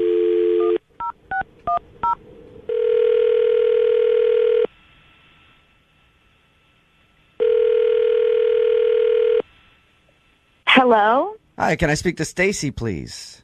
This is Stacy. Hey, Stacy, how are you? This is Jubal from Brooke and Jubal in the Morning. It's okay. I'm fine. Good. It's good to hear. Just calling to check in on you, see how you're doing. It's a courtesy call. Yep. Do you ever listen to our show at all? I think so. I've listened to it a few times. My mom really likes it. Cool. All right. How old's your mom? 61. Nice. That's who we're going for. We kill it with 61-year-old moms. So she's the right person that we want listening. Stacy, have you ever heard a second date update before? What does that mean? That means that you recently went out on a date with somebody who listens to the show, and you haven't been calling them back since your date. So they emailed us to get you on the phone and ask if they did something wrong. Wow, that's weird. It is kind of weird, but it is a segment that we do on our show, and the guy's name is Darren. Do you remember going out with Darren? Yeah. Okay, did you like Darren? Yeah, I did. You sound very hesitant, Stacy. No, he was sweet. I remember he was really nice, and yeah, it was a fine time. Okay, if it was a fine time, why haven't you called him back after he's texted you and tried to call you? I don't want to put all his business out there, but it was. I think that maybe we're just not, we're kind of at different points in our life in regards to dating and things like that. Well, so. in regards to the putting his whole business out there, we talked to Darren, and he told us everything, that he hasn't dated in a while because his wife passed away. He also said that he was very nervous the entire time and was sweaty and gave you an awkward hug at the end of the date. It's I don't know. I always think you get nervous at the beginning of the date and you kind of ease into it, but it seems kind of the opposite for him. He got more nervous as the date went on. He was the most nervous at the very end, and he straight up asked me if he could hug me, and then before I could respond, he just did it. Right. So, okay. You can understand the nerves though if the dude hasn't dated for 2 years because of something like that. For sure, yeah. And I don't have any ill will towards him at all. I just don't think that we're really compatible in that way. I think. Yeah, but he was just nervous. He hasn't been out in 2 years. Look, Stacy, I really want to get him a second date with you. That's my goal here, is to make you go out with him again and give him one more shot. Yeah, it's to force you to go out with him again. Yeah, I totally understand the nerves, but it was we were talking about his ex-wife, and, I'm completely understanding. I know how it goes, but, essentially what he said was that she is watching over him all the time, which at first I thought was kind of sweet, and then he said that throughout the date he could feel her, aura or her spirit at the dinner table judging me.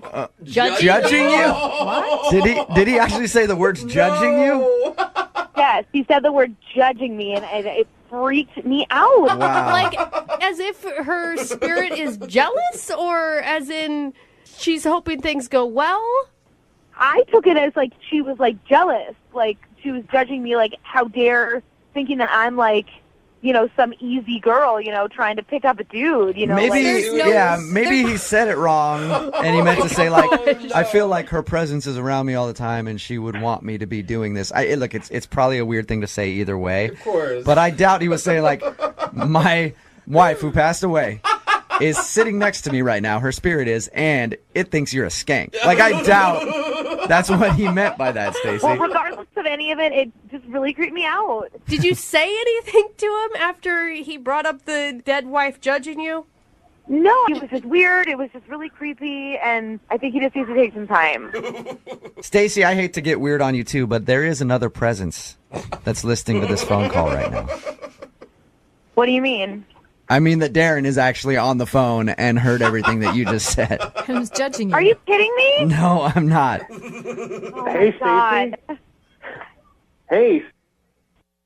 Look, I had no idea that you would be listening to this. They called me out of nowhere, I'm sorry.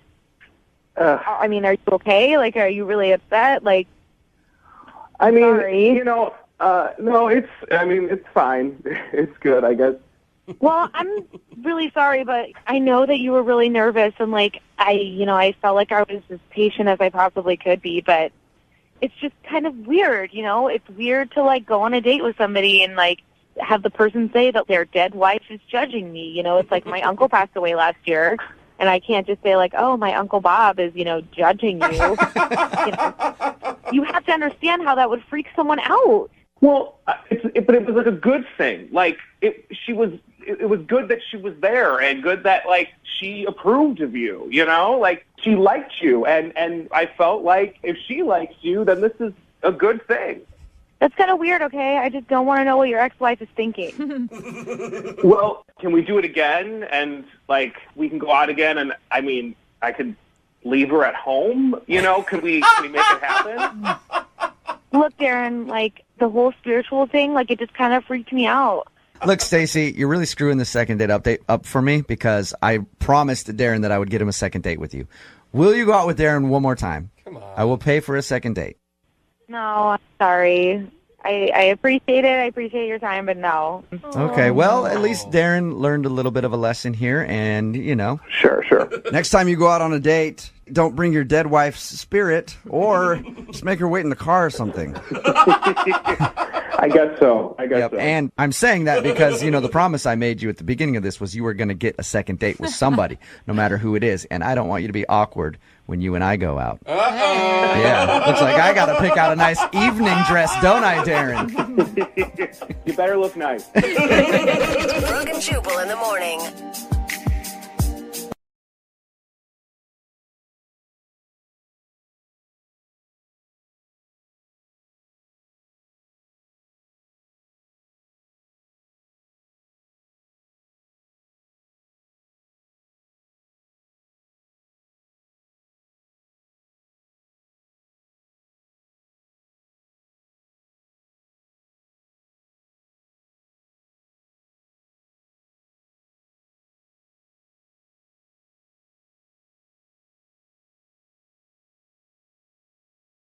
If you're just joining us for the second date, Amanda is on the phone today. She wants to call a guy named Eric. They met at a golf course. She works there as the bartender, and he asked her out. They ended up going out to dinner. At the end of the night, she got a kiss on the cheek and hasn't heard a word from him since. The only thing that she can think of that went wrong on their date was in the middle of it, at some point, she accidentally dropped that she knew where he lived because she looked up his information in the golf course database, and he seemed kind of weirded out by that. So she's definitely a stalker. We do know that. And I'm assuming that she's ready to do the second date update right now on the phone in a crawl space in his house. So, Amanda, do you want to do the second date update, or you want to just like walk downstairs and see if he's there and pass the phone over to him? I don't know. Hold on. Let me have a minute to decide. Yeah. All right. Dude, I don't think you should feel bad about that. I would always look up information before I went on a date. I mean, I think that's just normal. Okay. Well, I'm going to dial his phone number right now, get him on the phone, and get your second date. Okay. Here we go.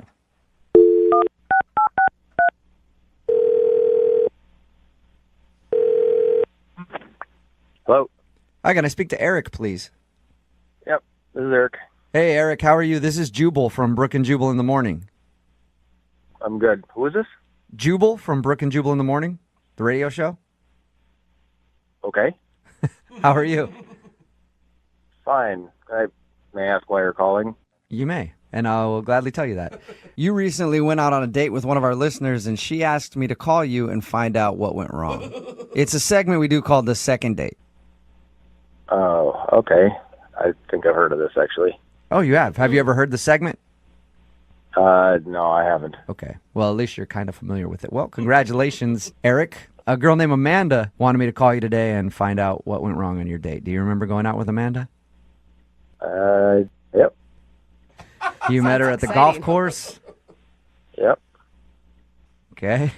She said that you guys enjoyed a fun dinner out, at least in her opinion. Was it not fun for you? Yeah, I mean, it was good. It was fine and stuff, but I don't know if I can really, talk too much about details or anything like that. Is there anything that you could share with us? Because she says she's tried to text you a few times after going out and you haven't responded at all. She thought things went well enough that you guys would see each other again. Yeah, I mean, she's a nice girl. I just don't know if it's really the best thing for me to give her a call back and pursue it, I guess. You know how it is when somebody doesn't call you back. You sit there and wonder, and you're like, why don't they like me? She really liked you, and she would love to see you again, so.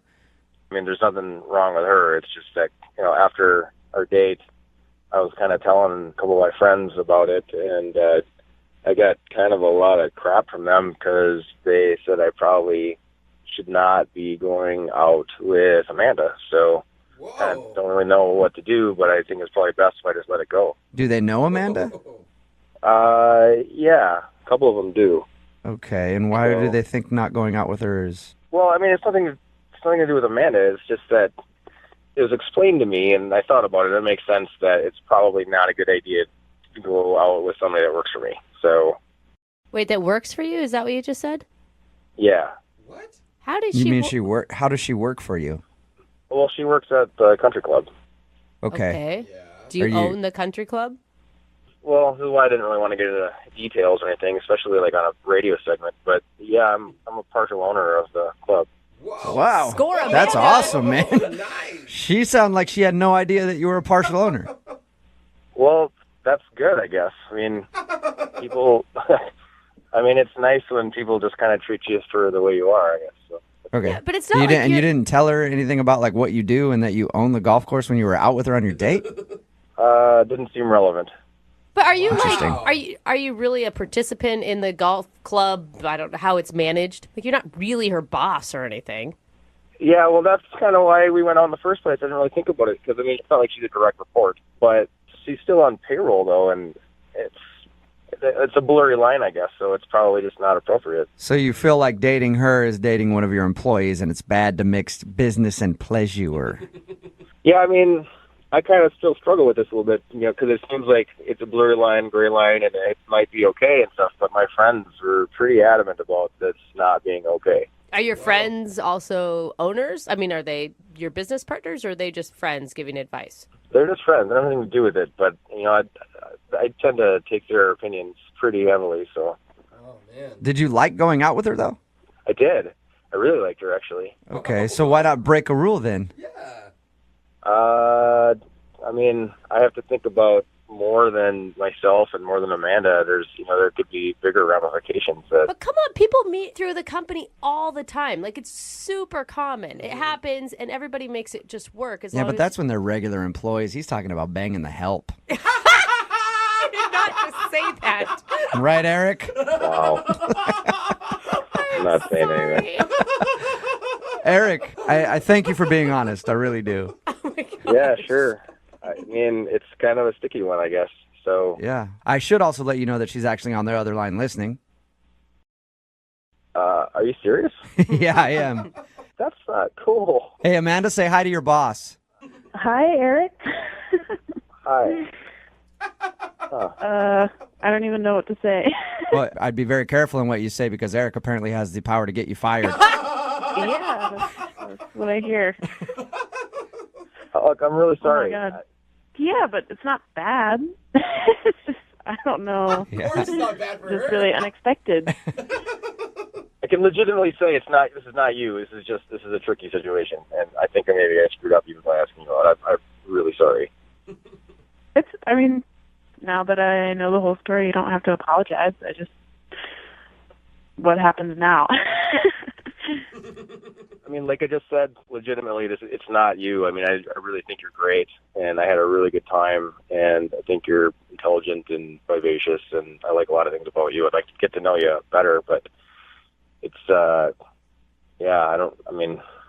You do own a golf course throwing around words like vivacious. That is a power word. Oh, Eric, how often do women and chances like this come around though? I mean, I don't know. It's tough. I mean, I'm not going to say like I enjoyed the fact that you didn't know like what I do for a living, but I like the fact that you were just engaged with me and you weren't really. It wasn't about what I do and stuff. So I appreciated that. I liked that. Well, thank you for that compliment. I mean, I really had no idea, and I don't know. It's just rare to have someone as down to earth as you come into the club, which sounds so weird. I think you should correct yourself, Amanda. Someone as down to earth as him come into his own golf course. So weird. But yeah, See, this is exactly what happened. This is what happened. Yeah, but seriously, I mean, you came in and I really liked you, and I like had so much fun just like laughing with you the whole time that we went out, and it's just really rare for me to meet someone like you, and I just wish that it could work out somehow. But I don't know. I guess that's up to you. Well, I mean, I take my friends' opinions pretty seriously, and it's not necessarily mine. I'm kind of on the fence. I mean, let me talk to the HR director at least and see what potential problems there could be. That is such Eric. a business transaction. How about You own this, the place, Eric? dude. Do what you want. Eric, what if she quits live on the air right now and resigns her position at your golf course? Would you date her? Yeah, I would, but I don't know if that sets a good precedent. Hey, am I involved in this decision? No, Amanda, not right now. I'm making decisions for you.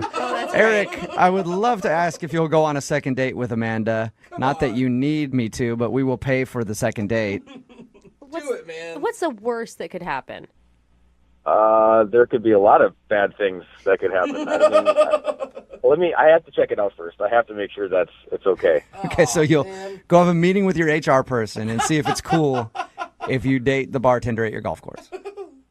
We might have a bylaw against it. I don't even know. Okay, well, so if you do all of your due diligence and find out if you can date her, will you go on a second date with her? Yes, as long as she leaves her allergen princess hat at home. I'm just kidding. I'm just kidding. Hey, I'm totally kidding. I can't help that. So congratulations, Amanda. You sort of have a second date. If HR approves. Yeah. If the company signs off on it. Eric, I'm excited and would love to go on a second date with you if it's professionally approved. Sounds so weird. Excellent. Stand by. I'll find out. All right. I'm sorry I didn't. Oh my sorry I God. didn't tell you. I didn't really know how to say it. I guess. Eric, make sure if you do ask her out again, you get that request notarized and copied in triplicate so that you can have it in your permanent file. Even if it's a green light, you'll probably still have to sign something here before we even go out. That's awesome. I do not envy the girl on the phone for a second date today. Not because of anything that happened with her date. Just, I think that she has one of the jobs that is tops in this country for getting hit on the most by thirsty, annoying dudes. She's a bartender at a golf course. Oh, yeah. That has got to be the worst. As a guy who golfs a lot, I see it go down constantly. If you're the cart girl or working in the bar at a golf course, it's just nothing but guys coming in there being like, I make a ton of money because I golf all the time. What's your name, sweetie? I'll take another Arnie Palmer. Get it from the bottom shelf so I can watch it bend down. I'm not even over-exaggerating. No, you are on point, sir. Amanda is on the phone. Amanda, how are you? I'm doing pretty good. How are you? Good. Is that a pretty accurate description of how it is at the golf course for you sometimes? Kind of depressing, but yeah. She's like, I'm good. I want to quit, but I'm good. I want to apologize on behalf of all men, first of all, before we get into your phone call. But it actually said that you met the guy that you want to call today at the golf course. I did, yeah. He was one of the less creepy, less rich dudes. I had no idea that it would actually work. I've never even attempted to hit on a girl at a golf course because I figured they get it all the time from old married dudes. He actually was able to get your number and you guys went out on a date. That's impressive. Yeah, which has never happened before at that particular job. How did he do that? Did he try to impress you or did he just go, hey, can I have your number? No, he was very real about it. Okay. He came up to the bar and got a drink and then went out and golfed for a little bit, and then he hurt his ankle, so he had to come back in. And so he hurt his ankle golfing. He's an athlete, in other words. So what'd you guys do on your date? We went out to dinner. We went to a cool little taqueria and got tacos. It was fun. All right, and how did the date go? I mean, he's obviously not calling you back now, so maybe it didn't go as great as you thought, but did it seem like everything went well? It seemed like everything went really well. We had a really fun time and laughed a lot. I do have a lot of allergies, so I had to ask, what was in some of the ingredients, which may have embarrassed him. Did it seem like you just have allergies and you were worried about it, or you're high maintenance and you're where exactly did this dish come from? Was it farm raised or was it? I'd never want to sound like that, but I mean, I am asking questions and people usually don't, so maybe that did sound high maintenance. Well, did he seem turned off by it? I mean, I was upfront about it, so I said it right away, and then he told me not to worry about it, so I didn't think it was a big deal. Okay. Yeah, I have a hard time thinking that just because you had allergies, he'd be like, I'd never want to see that chick again. Anything else that could have possibly caused him to not want to see you again? Well, there was one kind of awkward thing, and I don't even really want to tell you guys about it. Then you well, you probably should definitely tell us about it. if we're trying to dissect this date and figure out why the dude's not calling you back, that might be an important piece of information. It's going to seem weird, but it's really not that weird. Okay. Heard it all. So what is it? Well, I have like access to the golf course's system, so I can like see people's addresses, and I don't know, I just like typed his name in really quick, and the only thing that came up was his address, and I just happened to remember what part of town it was in, and I was like, oh, cool. But I asked him if he liked living in that area, and he gave me a really weird look, and then I realized, oh my God, maybe that, I don't know, because there's really no other way for me to have known. Did you? So it's almost like you Facebook stalked him without him knowing, and then was like, hey, I saw you were out at this bar last week. How was it? And he had no idea. Is that kind of what it was like? Kind of. I hadn't compared it to that in my mind, but a little worse. So Yeah, worse. It's like dating someone from a bank and the person looking up like your banking information. it's not that bad. I don't know. I did come clean, though, and I told him why I knew that. Okay. Because I just wanted to be honest with him. I knew where you lived because I stalked you in our company database before we went out. I'm sorry. What did he say? That sounds so much worse. What did he say when you told him that? He didn't really say a lot. He just kind of looked at me weird. Okay. And you swear that he hasn't like caught you outside of his house in his bushes or anything post date. I was not in the bushes. I was a very safe distance away, sitting in my car with my binoculars. There you go. Good. I'm glad you're being honest about being a creeper, Amanda. All right, so how did the date end then? He walked me to my car, and I don't date a whole lot, so I don't really know how that works, and I was kind of nervous and wondering if a first kiss situation was going to happen, but he just kissed me on the cheek, which was very sweet, and then went on his way. How many times have you tried to get a hold of him since you went on this date? I texted him once. I don't want to be creepy about it and be like, hey, what are you doing? What are you doing? You want to hang? I'm waiting for him to call me. So Well, you have his address. You should just show up at his door. Do we really need to do a second date here? That's a great idea. I'll do that tonight. All right. Well, we'll play a song, come back, call him, and get your second date, okay? Thank you. All right, hang on.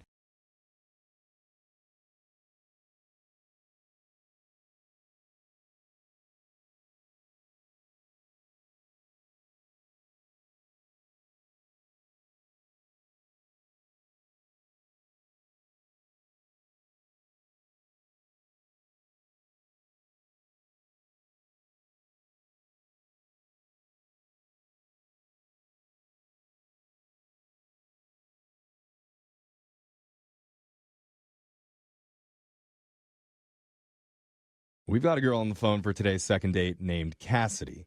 And she said in her email that they did a little social experiment on their first date. Didn't say what it was, but I've done a few myself. So, Cassidy, I'm guessing you both went to dinner with no pants on to see if they'd still serve you. No. I want to know, does it work? I mean, it really depends on what restaurants you hit up. No, because, it does not. Well, yeah, if they have one of those make-your-own omelet stations, then you could probably get away with Porky Pig in it there. I see what you're saying. They're pretty lax. But, Cassidy, what are we talking about social experiment-wise here? Cassidy? Oh, hi guys. How are you? Oh, hi. You're doing a second date, remember? Maybe the social experiment she's doing is let's get on the radio and then net talk. See what happens. Sorry, I was texting somebody. Oh my God. Really? We can't put our phone. I mean, I don't want you to put your phone down now, but you know what I'm saying. Concentrate, Cassidy. Clearly, this is a priority for you. So, who's this guy that you want us to call while you text away?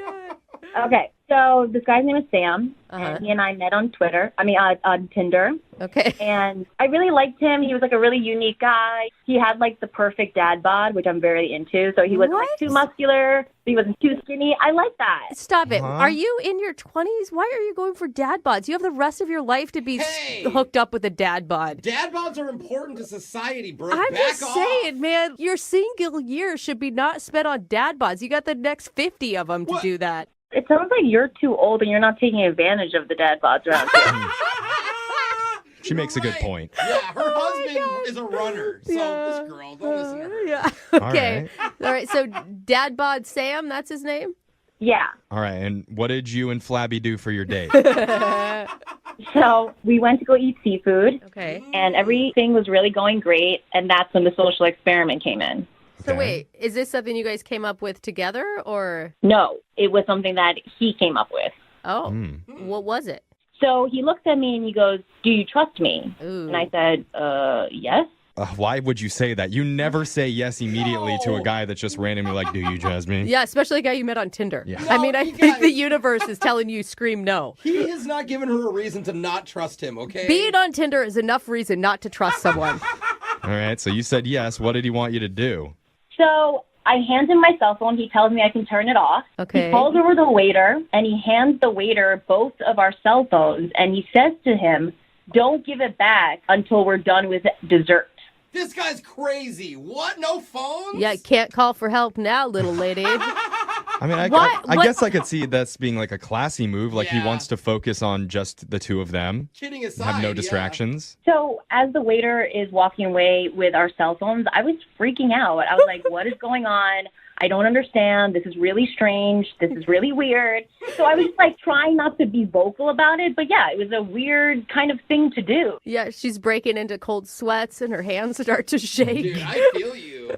You need your fix. I mean, how is anybody going to know what your dessert looks like if you can't take a picture of it? I mean, even though you don't answer during a date, to feel the buzz, just to know it's on you is important. Yeah. Like people are with me on this date. I'm not alone. He sounds so jaded over here, but he took the phone away. And so how did it go?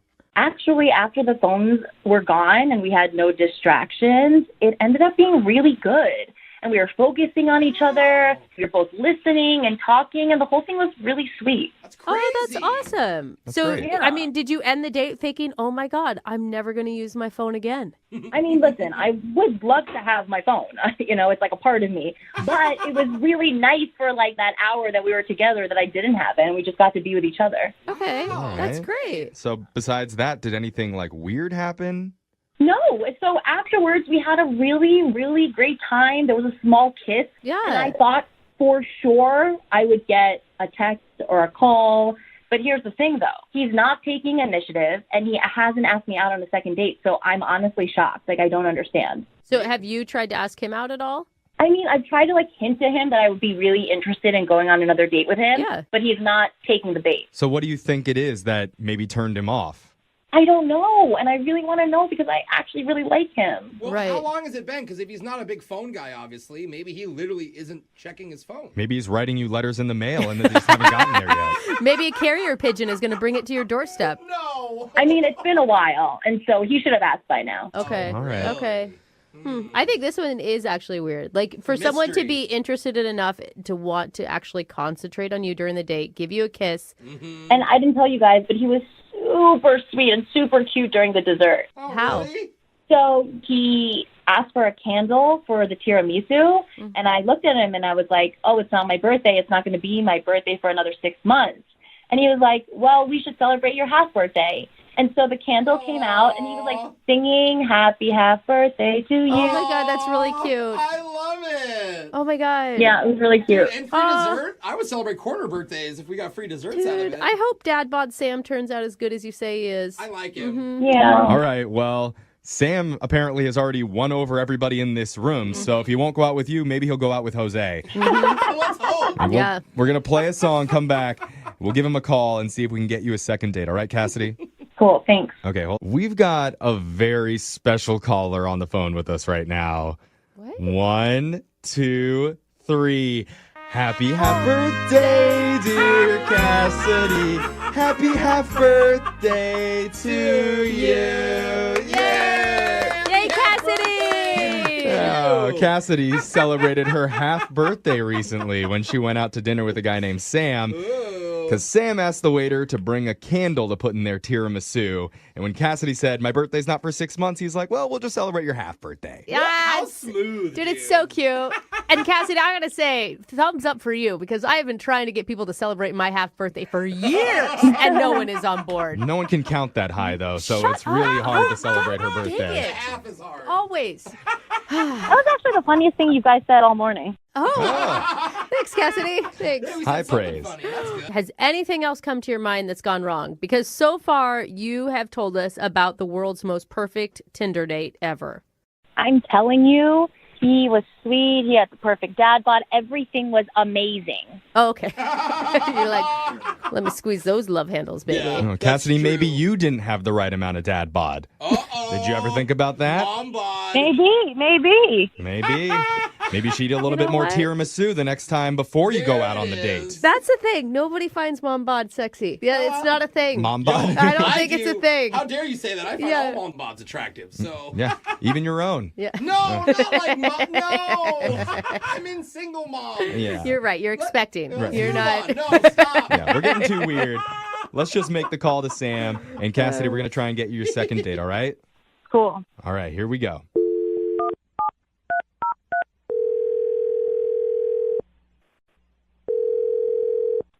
Hello. Hi, can I talk to Sam, please? This is Sam. Who's this? This is young Jeffrey. Work on the radio, doing something called a second date.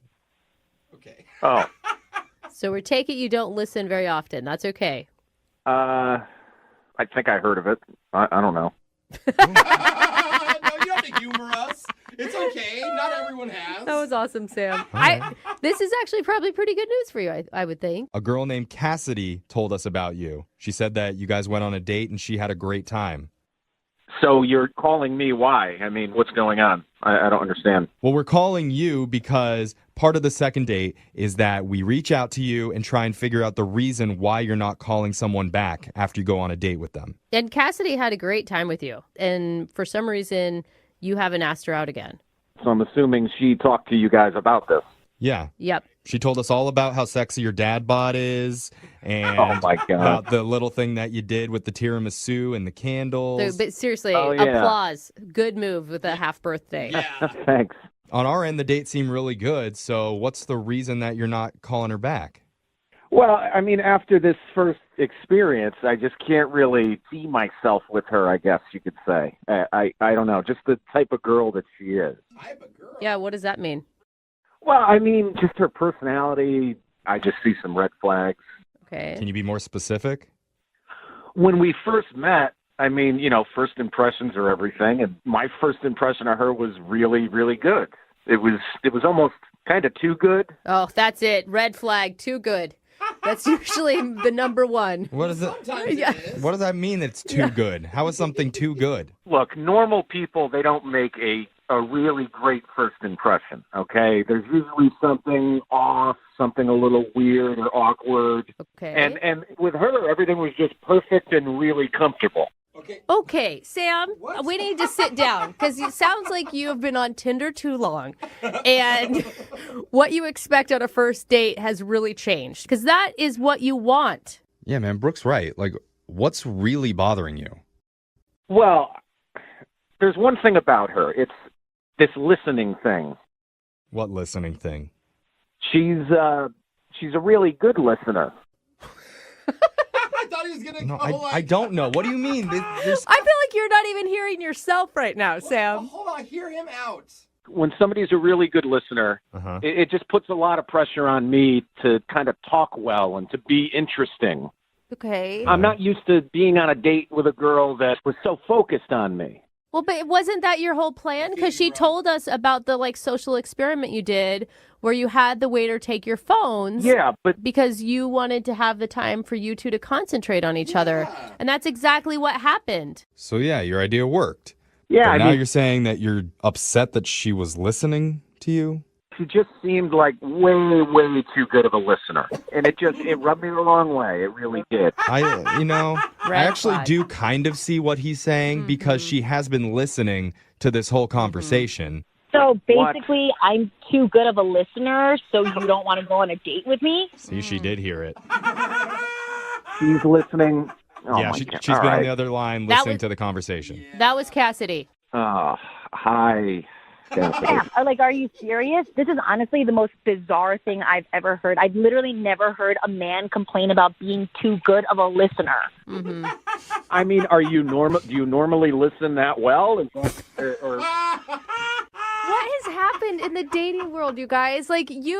Your red flag is all positives. You realize that, Sam. I feel like this isn't really about listening or fun conversations. Like, what's the real issue? I think he's scared. Are you scared of commitment? Is that what it is? You're scared of liking No. someone? Are you in love with your mom? No. There's some deep-seated root to this behavior. I'm trying to figure it out. Listen, Cassidy, you were so focused on me and you were just so overly kind of attentive. It just makes me think that, well, she doesn't know how to behave without her phone. Are you kidding me right now? That's how you think? You are crazy. Yeah, this is pretty crazy talk. I think I know what he's trying to say. I don't. Yeah. It's like the same thing. I can never remember people's names. If someone can remember my name and met me once, I'm always like, how did you do that? So if a whole date goes flawlessly, I can kind of see why it's like, how did that even happen? But how frustrating, Cassidy. Like, I would be so frustrated right now if I were you. Honestly, it just sounds like he wants another type of girl and not me. You think it's an excuse. You don't believe him. You think that he's just saying you're too perfect just to let you down easy? Totally, 100%. Listen, no, it isn't like that at all. I would like to do this again. I just think that maybe I could throw out a couple of suggestions for you the next time we do go out, you know? Oh, yeah, sure, Sam. Why don't you list them off? I hope you're listening. I told you before that you made a really good first impression. How about this second time around? Maybe don't do that. What do you want her to do? Like, show up late? No, maybe not be so engaging. I want her to have more awkward pauses. Yeah, stumble over your words. Make him feel more comfortable, like he's not intimidated by this perfect woman. I can't believe this is happening right now. Oh. Cassidy, people talk a lot about themselves, okay? And I don't want that, but I want someone that kind of talks about themselves, you know, a decent amount. Huh. To the point where I have to kind of fight to get a word in, you know? What? That makes me listen. Cassidy, okay, wait, hold on. Is what you're trying to say, Sam, you just want her to be more vulnerable with you and more herself? I just don't want somebody that makes that good of a first impression.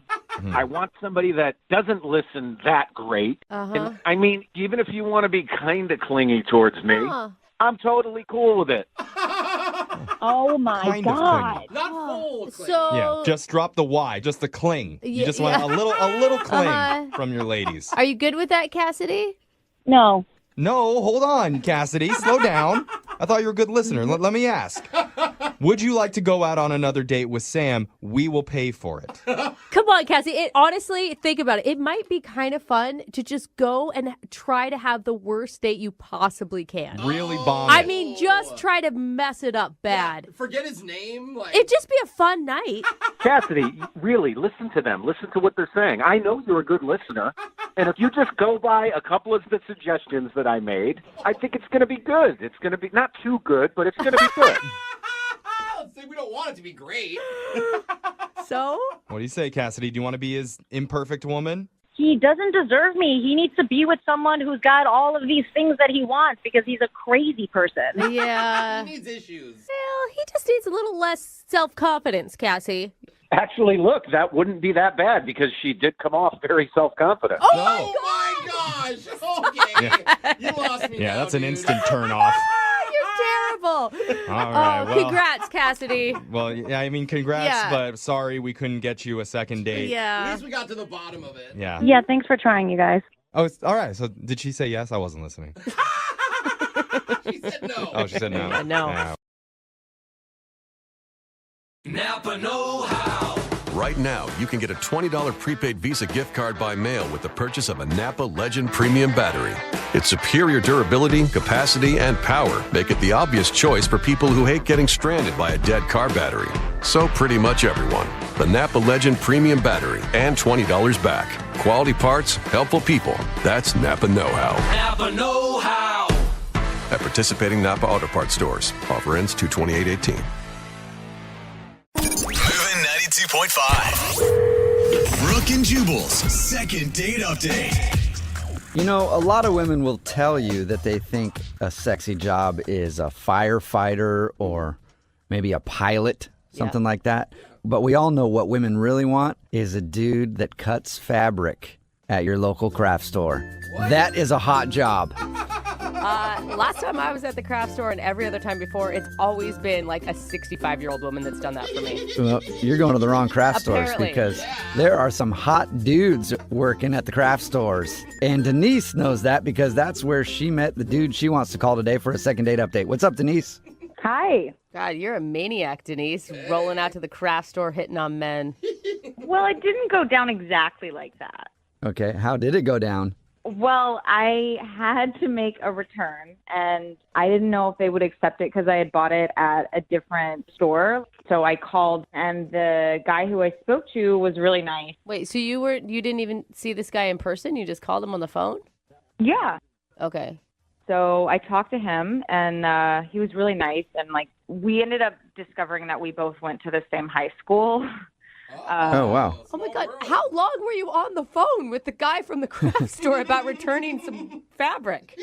It wasn't that long. It was probably longer than a normal conversation, but it wasn't that long. Did you guys know each other in high school? Did you realize that? No, I guess we went at different times. Okay. A lot in common with this craft store fella. Did you ask him out on a date right then, or? No, I didn't. So, we got off the phone, and then I ended up going right in, in the next hour, and, he was working, and I saw him, and he was really cute. Which was, oh, man. Shocking. Were you shocked by that? You were a little shocked. I was a little shocked. I was, because I feel like normally it's a 65-year-old lady who's working at the craft store. So right. It was surprising. Okay, and who asked who out? Did you ask him out or did he ask you out? We just exchanged numbers and agreed to go out later that night. Ooh. You and craft store boy are moving quick. Yeah. What's his name, by the way, so I don't have to call him that? His name is Russell. Russell. Okay. He probably goes by craft store boy in all of the circles that he runs in, so probably not a big deal. What'd you and Russell do? We just went to a taqueria and got margaritas and tacos. Nice. And how was it?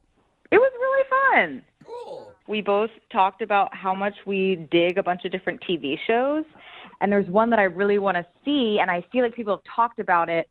And he was like, "Oh my gosh, me too. Is it?" And then I said Dexter as he was saying it, and we were like, "What?" That's the most romantic thing I've ever heard. That's a show about a serial killer. So you guys bonded over your interest in a serial killer. That's very romantic. Yeah, it wasn't that romantic, but it was cool. We both wanted to see the same show. Okay, that's an easy segue into so we should hang out and see the show together. Did that happen?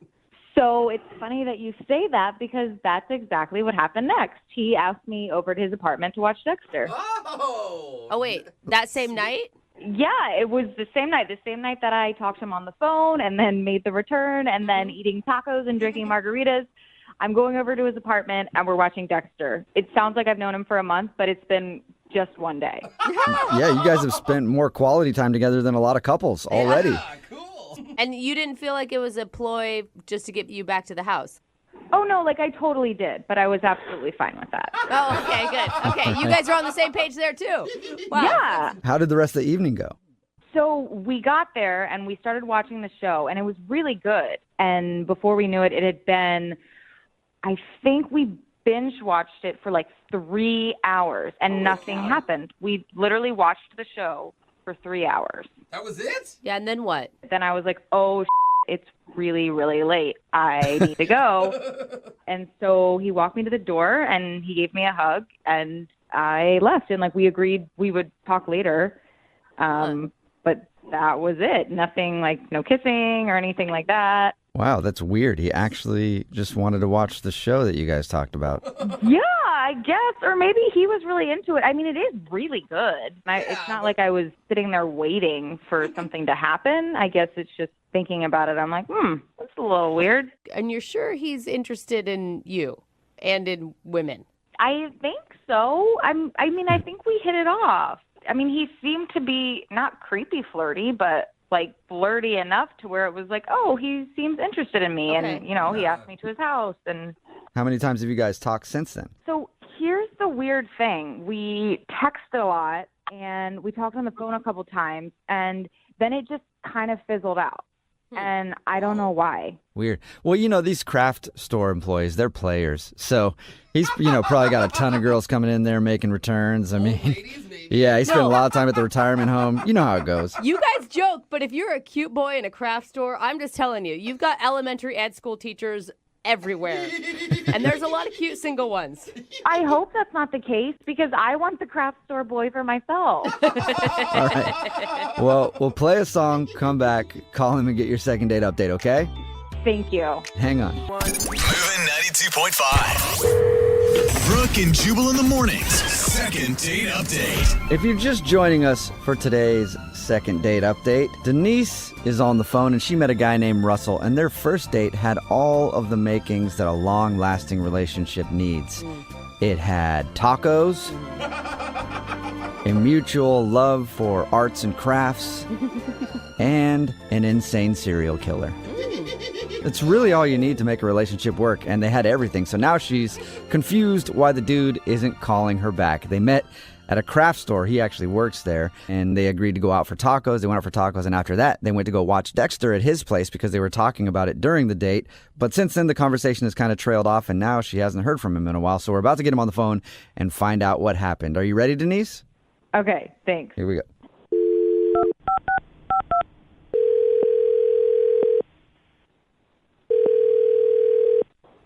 Hello?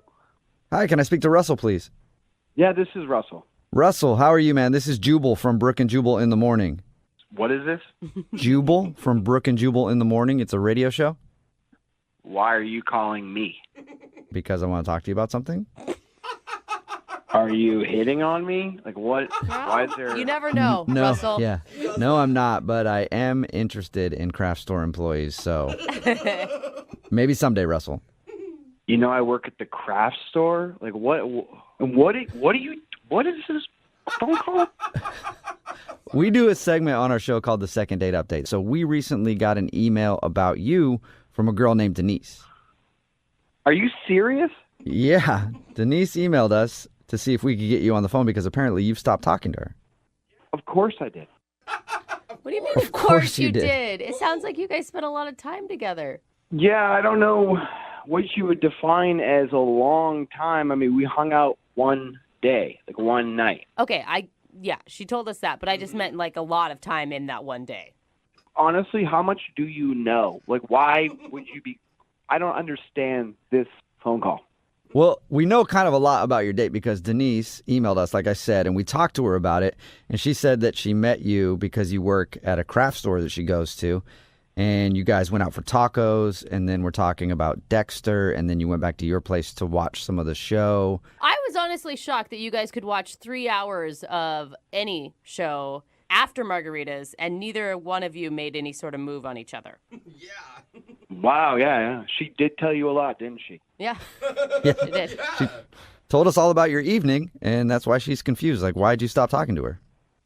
I stopped talking to her because she's got to respect me. What? How is she not respectful? You know what? I'd rather this just go away. I don't want to talk to her again, and we could just move on from this. Whoa. Well, can you give us anything? Because she's really confused. I just want to be able to tell her something. And I mean, if she did something to like disrespect you, she doesn't know she did Yeah, it. she did. She did. Did she tell you how she finished the entire first season of Dexter without me? No. Well, she did. And that was supposed to be our thing. So obviously she doesn't respect me now, does she? Wait, that's what you're upset about? Like, that's her disrespect, is her finishing the season of Dexter? You're acting like it's not a big deal. We spend 3 hours getting into this series. This is what we bonded over. She takes off, and then she tells me a few days later that she finished the whole season without me. Yeah, that's a big deal. Apparently, you sound really upset by this. Yeah, because this is more than just a TV show. This is what we bonded over, all right? So it does, yeah, it kind of hurts. What was your reaction to her when she told you that she finished the season? She texted that to me, and to be honest, I was a little shocked. I wouldn't even say a little shocked. I was a lot of shocked, all right? To finish the whole season, I didn't even want to respond to her. I had to cool off. I had to take a few hours. Wow. Huh. You guys are acting like this is no big deal. This is a big f***ing deal, dude. I can tell that this is very important to you. And that's why I want to tell you that she's actually on the other line listening and wants to talk to you. What? Hey, Russell. You've been on the phone the whole time? Yeah. I'm surprised you have time to be on the phone. I figured you're up to seasons 2, 3, and 4 by now. Oh, my God. I thought this was going to be our thing. I thought this was the start to our relationship. Hey, let's watch the show together. But I guess you had other plans. Russell, we've never even kissed. We hung out for one day, and you're talking about the start of a relationship? Like, we hung out one time. We hugged. I don't think I've betrayed you here. I thought we just had a good time. Yeah, we did have a good time. And then you had to go and finish season 1.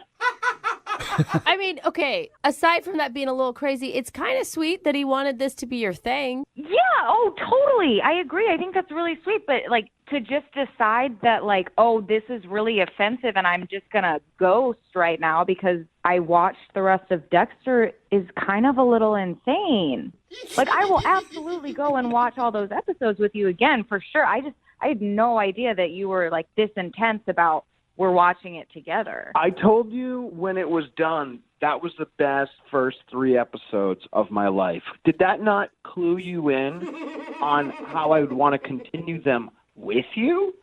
I mean, this is just a foreshadowing what our relationship would be, is that we would start something and you'd finish it without me. Oh, no. Oh, wow. Okay. Okay. Thought you were exaggerating when you said that. And also, again, we're not dating. I'm aware we're not dating, because if we were dating, you wouldn't have finished the season without me. You did. You don't respect me. You don't respect the TV show. Oh my that we God. bonded over. Are you being serious right now, or is this just I'm like a giant 110% joke? serious. This is why I haven't texted you back. Oh. You only care about yourself. You're right. It goes so much deeper than just a TV show there, Russell. Exactly. Thanks for understanding my position on this. No problem. Okay, while I do think that, Russell, you're being like way over dramatic, he does bring up one point. I mean, if you commit to a TV show with someone, Totally. you finish it with someone. I agree. Okay, absolutely. And had we agreed, I would understand where he's coming from. But since we didn't talk about it at all, he hugged me at the door and we said, hope we hang out soon. I didn't think I was disrespecting him or cheating on him by watching some episodes the next morning. Cheating? You watched it the next morning? All right, let's go watch Game of Thrones or some Don't watch the thing we just started the next morning. That's crazy. Principles. Oh, my God. You know how bad I wanted to watch Dexter, but I didn't? I was going to wait for you. In fact, the second you left, I was going to start the 4th episode. But no, I was into you. I respect you. Let's wait, watch Dexter together. Nope, you just decide, I'm going to get some shut-eye, wake up, Russell, I'm going to start episode 4. Oh, my God. You are a crazy person. Yeah, it's a little crazy. I can tell you're fired up, Russell, but I have to ask, would you like to go on a second date with Denise? We will pay for it. No, I don't have time. I have to catch up on Dexter. Oh, man. I have a feeling that, Denise, you may be over it, too. Yeah, I think I'm over it, dude. I can't believe I even like you. You sound like the total opposite of anything that I would like, which is stable. You know what? I don't need you. I don't need people that are cheaters in my life. Wow. He is really low-key. It's important to him. Yeah. Russell, I really hope you never meet anybody and start Breaking Bad with them. Yeah, right? I hope you never meet anyone, because that's going to be the craziest, most toxic relationship in the entire world. And that's going to be before you guys even communicate with words. Spoiler alert, I need to leave. Oh, my God. Is that all? I'm done here. Yes, that's all, Russell. The episode is finished, and I'm glad we could all share it together. Yeah, good for you, smart. Rub it in. I hope a girl never does that to you. I hope so, too. And Denise, I hope you learned a valuable lesson today. Absolutely. Don't date psychopaths. Brooke and Jubal in the morning. Man, people take their TV watching very seriously. Yeah.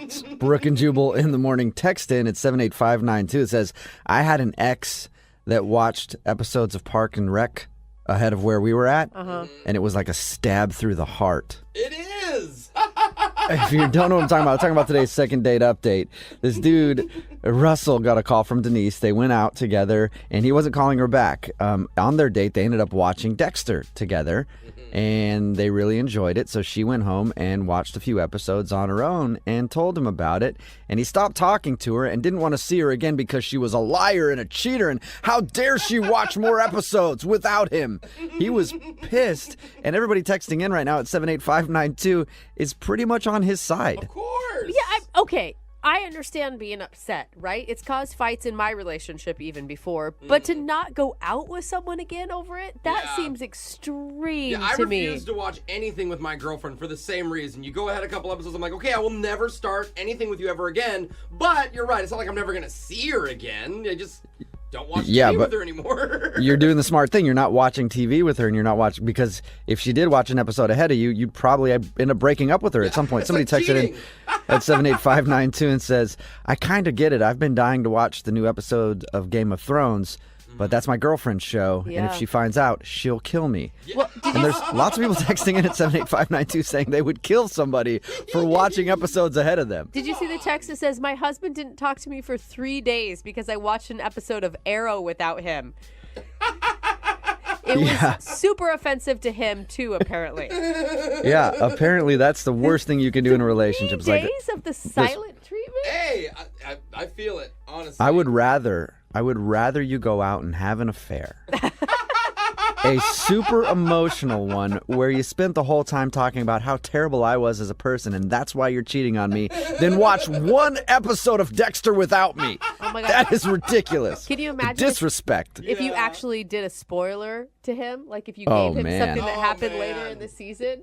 So they decided not to go out again. He did not want to talk to her anymore, and she was like, you're crazy because you're this upset about me watching Dexter ahead of time, and she didn't want to go out with him. Remember, if you want to do a second date update, all you have to do is email the show, and we will call the person who didn't call you back, and hopefully it's not as bad as what just happened. It's Brooke and Jubal in the morning. Move at 92.5. Napa know-how. Right now, you can get a $20 prepaid Visa gift card by mail with the purchase of a Napa Legend Premium Battery. Its superior durability, capacity, and power make it the obvious choice for people who hate getting stranded by a dead car battery. So pretty much everyone. The Napa Legend Premium Battery and $20 back. Quality parts, helpful people. That's Napa know-how. Napa know-how. At participating Napa Auto Parts stores. Offer ends 2/28/18.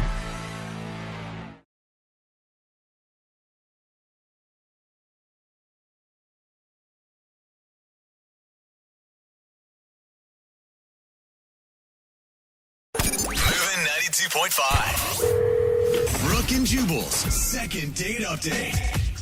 Normally when we do second date updates, it's been like a couple weeks since somebody hasn't gotten a call back. Right. But we got an email from a dude who wants answers now.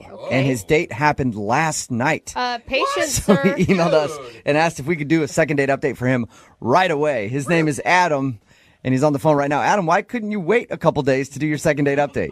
I really want to know what happened like really soon because I'm really afraid that I did something really wrong. So I gotta have help. Hold on. I feel like you need some chill is what you need in your life. Well, honestly, I'm pretty sure once you hear this story, you'd want to know too. All right, well, let's get into the story then. You went out with this girl literally last night. Yeah. Okay, and how did you meet her? So I was at a coffee shop and kind of did one of those like random, cheesy, hopefully romantic things that worked out, and it worked out really well. What was it? I need to know your trick. Yeah, so I was in front of her, and she was really cute, and I was like, oh, I'm going to try and buy this girl a coffee. And so I told the cashier, I was like, I'm going to buy this girl's coffee. And I turned to her and asked, I was like, is that okay? And she said, yeah, and smiled, and I thought that was a good sign, but I wanted to make sure that she knew it wasn't just one of those like nice pay it forward moments. So when they asked what name to put on the cup, I said you can put my name on my cup, but I said to put my phone number on hers. Ooh, sly. And so I was like, hey, I hope you enjoy the coffee, but no pressure. If you're interested, here's my number, and I hope to hear from you. Dude, I'd call you back too. That is smooth. And there's no like instant like obligation, right? I'm pretty sure 98% of women would fall for that move. Yeah, I think she's in that 98% because it worked. She gave me a text. Yeah. How quick did she text you back after you bought that coffee for her? that day, like not too far thereafter. Nice. All right. So what happened on your date? Why do you need to do a second date update right now? It hasn't even been 24 hours. So we went to a place for happy hour. We wanted to keep it kind of, keep it casual. And it was a good start that she was like, well, you bought a drink for me. Let me buy a drink for you. I was like, oh, this is a great start. So, dude, she's even good at the moves. Like, that is a good move on her part. yeah, so we're talking and hanging out, like, past the drink, getting some appetizers. And so there's good conversation. And we start talking about just random stuff, talking about how, all these small plates and how I like the snack, and she's talking about throughout the day she loves the snack too. And I don't know where it came from, but we started talking about yogurt. Ooh, you guys had the yogurt talk on a first date? Man. Moving fast. Yeah. Is it What's like next? Greek or non-fat? What do you like? I told this super lame story about how I didn't like it at first, and now I love it, and I can't go through a day without it. And we were talking about favorite flavors, and this is where it started and stopped. I was like, oh, I just really like plain Greek yogurt. And I kid you not, I finished the word yogurt, and she starts crying. Cry? What? Out of the blue? Literally, I'm telling you, and I've run through the story a million times. I finished the word yogurt, and she is crying. And so I mean, it was such a quick thing that I was like looking around. Did something happen I didn't know? And I said, I'm sorry. Like, did I say something wrong? And she didn't really answer me. And I said, I made some joke about saying Greek yogurt, which said it again, which is evidently something I shouldn't have said again because she started crying even more. What? And wow. She's like, it's too tangy for me. I can't handle it. Yeah. And so she started to get up and was like, I'm sorry, I have to go. And I'm like, really? And she, she turns to leave. And I honestly, I feel kind of bad now, but I get up to follow her. And I was like, I'm sorry. Is there anything that you need? Did I say something wrong? I'm hammering through everything that I can. And she literally told me, I'm sorry, I just have to go. And I, of course, let her go because I'm not going to follow her any more than that. And that was honestly the last time I've seen or heard from her. Wow. Why do you think she started crying when the topic of yogurt was brought up? I have no idea. Okay, wait, I mean, did something else happen, though, that coincided with the yogurt topic? Like she got a text or... And that's what I thought. The first time I said, I looked around, there had to be some other factor in this conversation or this moment that led to this, but I keep hearing the word yogurt over and over in my head. Well, it was a cold, callous thing to say to her, that you like Greek yogurt. I mean, I'm sticking up for her on that, but I really have no idea why she would have started crying then. Yeah, and hopefully it makes you understand why I was like, I need help with this almost immediately. Okay. Well, have you tried to get a hold of her? I mean, did you hit her up after and be like, is everything okay? Yeah, I sent her a text and it was basically kind of non-committal and supportive, saying, I hope everything's okay. Let me know if you need anything. But I don't know if even that was the wrong thing to do. Okay, well, we'll play a song, come back, call her, and find out why the topic of Greek yogurt made her cry so hard that she walked out on your date. In your second date update right after this, okay? Sounds good. Thank you. Moving 92.5. Brooke and Jubal in the mornings. Second date update. Why in the world would Greek yogurt make somebody cry? We're hopefully going to find that out if you're just joining us for today's second date update. Adam is on the phone, and he met a girl that he really liked at a coffee shop. They met up for drinks, and during their date, he said everything was going fine, and then they got into a conversation about yogurt for some reason. He brought up the fact that he likes plain Greek yogurt, and then she cried, got up from the table, walked out to her car, and left, and hasn't talked to him since. Now, it hasn't been a long time. It was just last night. But he's so confused that he wants to do a second date update right now. Adam, I never got her name from you. What is it?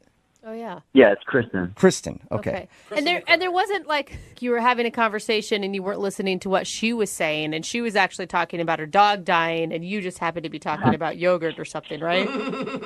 She asked me what my favorite flavor was, and that was when I said plain Greek yogurt, and that was it. Okay, so you know that it was in line with the conversation. Yeah, no, I am positive. I'm a good listener. It was a good conversation, and I am 100% positive that I was paying attention. Yeah. Okay. Wow. Well, we'll dial her phone number right now, see if she answers, and see if we can find out why, okay?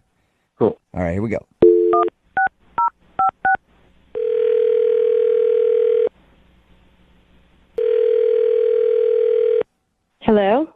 Hi, is this Kristen?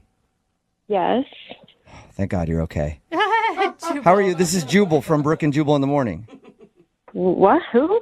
Jubal from Brooke and Jubal in the Morning. It's a radio show. Yeah. Why are you calling me? I'm calling you because we got an email from a friend of yours who is very concerned. Well, I don't know how much of a friend he is, actually. Yeah. His name is Adam, and you apparently went out with him last night. Oh my God. Are you serious? Yeah. We do a segment on our show called the Second Date Update. That's where if you go out with somebody and then end up not calling them after, they email us to see if we can get you on the phone and find out why. Normally, people wait like a couple weeks or a month to email us, but he emailed us and wanted us to get a hold of you because apparently you walked out of your date crying last night, and he has no idea why. I told him that he should wait a little bit longer because you're probably embarrassed. No, I'm not really embarrassed. I mean, you really want to get into it? You're not embarrassed to break down in tears when talking about Greek yogurt? And then... Oh, he told you what we were talking about? Yeah. He said that he thought everything was going well until the topic of yogurt came along, and he brought up the fact that he enjoys playing Greek yogurt, and that's when you started to cry and then left. I mean, it's just something I do. Wait, what do you mean? It's like every time you go to the grocery store and you walk by the aisle, you're just in tears? No, it has really nothing to do with Greek yogurt. It's just this thing I do, like, if I'm just not feeling it. I mean, I wasn't really feeling the date. I was kind of over it. And I just decided, like, I'm just going to start crying, and he'll freak out, and he won't want to touch it after that. And so I just left. What? You're using crying as an out on a date? You can just do that? It works because so many guys just don't know what to do and they don't want to deal with it. They think I'm crazy. No, that's actually a really good idea. If you were to just start crying on a date and be like, I have to go, I'd be like, I'm not going to argue with that. Get out of here. Go do whatever it is that you have to do. Yeah, guys don't want to deal with it. They think that there's something wrong with you. You're fragile, you're crazy, and they just don't want to deal with it. Oh my You're God, like you're like an evil genius. It works. But why didn't you like your date so much? I mean, he sounded like a really nice guy. Nice? I mean, not really. He wasn't really that nice. I actually thought he was kind of a pig. Whoa, Oh, really? okay. Like, what kind of a pig? Well, there's different levels of pig. I mean, What are you saying? Like potbelly? Is that what you want to well, know? I mean, did you feel like he was just disheveled and dirty? Did you feel like he I was see. like, unkempt? Did you feel like there was another part of him that was like a male chauvinist pig? There's all kinds of pigs. You do bring up. No, he brings up a good point. Definitely chauvinist. Chauvinist, okay. Sexist. He's sexist. What did he do that was sexist? We were talking about things in school, and I was talking about how, like, I went to school for like math, and he said, "Oh wow, most girls aren't good at math. That's really cool." Whoa. Oh yeah. Like, stupid. Yeah, that is Most dumb. girls aren't good at math. That is pretty stupid because every girl that I cheated off of in high school to get to pre-algebra was really good at to math. get to pre-algebra. Yeah. Those And sixth and graders as a- I was cheating off of they when were- I was a junior. They were 8th graders and I was a senior. Okay, And most sorry. of them were female and they were really good at math. And me being a man, I was terrible at it. So I would never say that. Did you tell him that you were offended by him saying that? I let that one go for a second. I was like, okay, let me give him the benefit of the doubt. And then we started talking about cars, and like I was saying how I had to get a repair on my car, and I was talking to the mechanic, and he was like thinking that I couldn't handle myself at a mechanic shop, and why didn't you do it? And do you want me to help you? Girls are always victims at these things, and I'm like, cool, I got it. Yeah. Oh I my don't blame you for pulling the crying card at this point. Yes, it's like after all that, then we were talking about careers and work, and then he said, you're so pretty, you don't need to work. Oh my god. Oh my gosh. Yeah, at that point I was like, he already thinks I'm some fragile little girl, so let me just let the tears flow. Yeah. I know. In his mind, he's like, there it is. I knew she was a woman deep down. Good at math, good at cars, whatever. I knew the tears were going to come. That's all right, sweetheart. Kristen, thank you for telling us a little bit about why you weren't calling Adam back and why you fake cried in the middle of the date. Yeah. I do have to tell you, though, that Adam is actually on the other line listening and wants to talk to you. Oh my God, are you serious? Yes, I am. Yeah, how can you fake crying to get out of something you don't want to deal with? I mean, if you're going to be clueless about the things that you say, like, it's just going to get all ugly and awkward. Because I was getting irritated, And I don't want to let my bad side come out and start putting you in your place. Listen, I mean, I'm just trying to give you compliments, and the response is to like lie about it and make me worried about you. Compliments? You think that's a compliment? You were saying that I'm smart for a girl. Like, oh my God. That is not cool. What am I supposed to say to that? I don't know what you're talking about. I mean, I was telling you how smart you were. For a girl, like, do you not see how you're coming across? It's so chauvinist and sexist. No girls like that. I don't know. I don't know what to say. I mean, like, I really do think you're smart for a girl. Oh my God, Adam! The point Do you not is- realize in saying that you're Yeah. saying that all men are smarter than women? What? No, there's guys smart and girls smart. There's just two different kinds of people. Oh my! Are you like you're ignorant? So wait, I'm confused. Like, you're gonna say that guys and girls just aren't like naturally wired differently? Guys kind of have, they're predisposed to math, and if a girl's smart at it, then great. I mean, I don't know how that's a bad thing. No. The only reason men excel at math and science is because they're actually pushed into those fields and encouraged to do those things. Where we live in an antiquated society where for years females have been told that they can't do that stuff. I guess that's kind of my point. So that's exactly right. Like, I'm a guy, so I have to be good at math and science. But if I'm as pretty as Kristen, I can be a pretty girl, and things can come to you. It's just kind of it's like lucky that she's that way. I wish I didn't have to do the things I have to do. Adam, do you even hear the nonsense coming out of your mouth? You sound like a total moron. You sound more than a moron. You sound someone who is legitimately living back in 1950.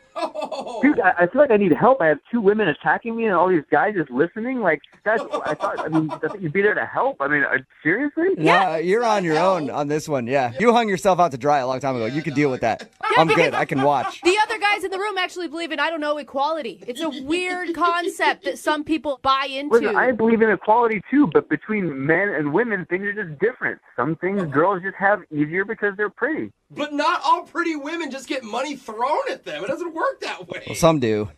I mean, let's be honest. There are some that do. There are some pretty dudes that get money thrown at them too. I don't know how they do it. I am jealous of all of pretty people for getting money thrown at them. That's rare. But Adam, you can see why she didn't really like your date, can't you? I don't know. I guess we're just not a good match because I don't think I did anything wrong. And that's the problem. That right there is exactly the problem. Oh my God, Adam, I feel so sorry for you. Well, that sounds like you might be interested in going out with him again, Kristen. I'm not as smart as a girl, but I am picking up on a vibe. Would you like to go out with Adam one more time on a second date? We will pay for it. Definitely not. But we'll pay for it. I have the money Thank that God. you might not have, Yeah, Kristen. because us little women, how could we ever make ends meet? Can't say no to Oh no, I don't want to get money thrown at me because I'm pretty. Well, I'll throw it your way if you want to go out with Adam again. No, thank you. Oh, all right. Sorry, Adam. I tried to get you a second date there. It doesn't sound like it. What are you talking about? I tried to appeal to her womanly sensibilities of wanting to get money for free, and it didn't work. Whatever. I'm done with this. All right. Well, Too bad. regardless, thank you for emailing us to do a second date update, okay? Yeah, I don't think I'm ever going to turn to you guys for help again. He's stubborn like a typical man. Brooke and Jubal in the morning. The song's not bad for a chick.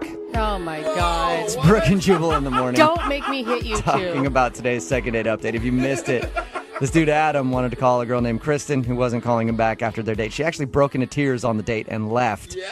We got her on the phone and found out that's her go-to move. When she doesn't like a date, she cries and then leaves because most of the time guys don't want to call a girl back if she does that.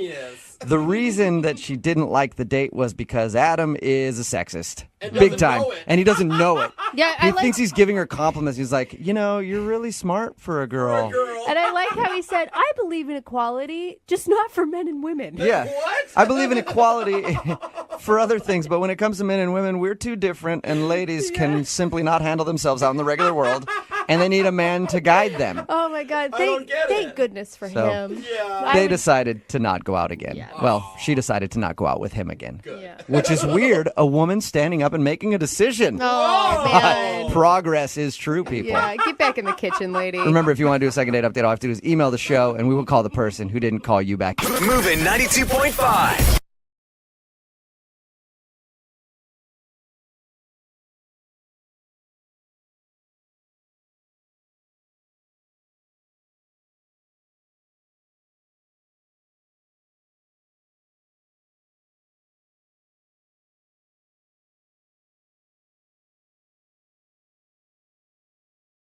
Need LASIK? Trust the experienced team at the LASIK Center at Evergreen Eye Center. No glasses, no contacts, no limits. What will you do? LASIK at evergreen.com. Moving 92.5. Brooke and Jubal's second date update. Today's second dater, her name is Allie, sent us an email saying that she thinks she scared the dude she went out with on their first date.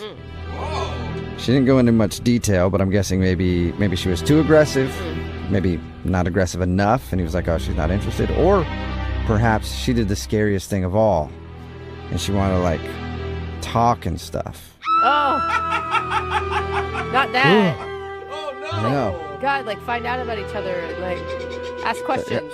Yeah, I could barely get the words out. It's frightening stuff on a first date. So I hope that didn't happen, but let's talk to her and see. Allie, welcome to the show. How you doing? Good. How about yourself? See, already with the talking. Yep. I knew it. Jubal's got goosebumps. He's about ready to hang up. All right, Allie, your email said that you scared the guy. Before we get into that, what's his name? His name is Anthony.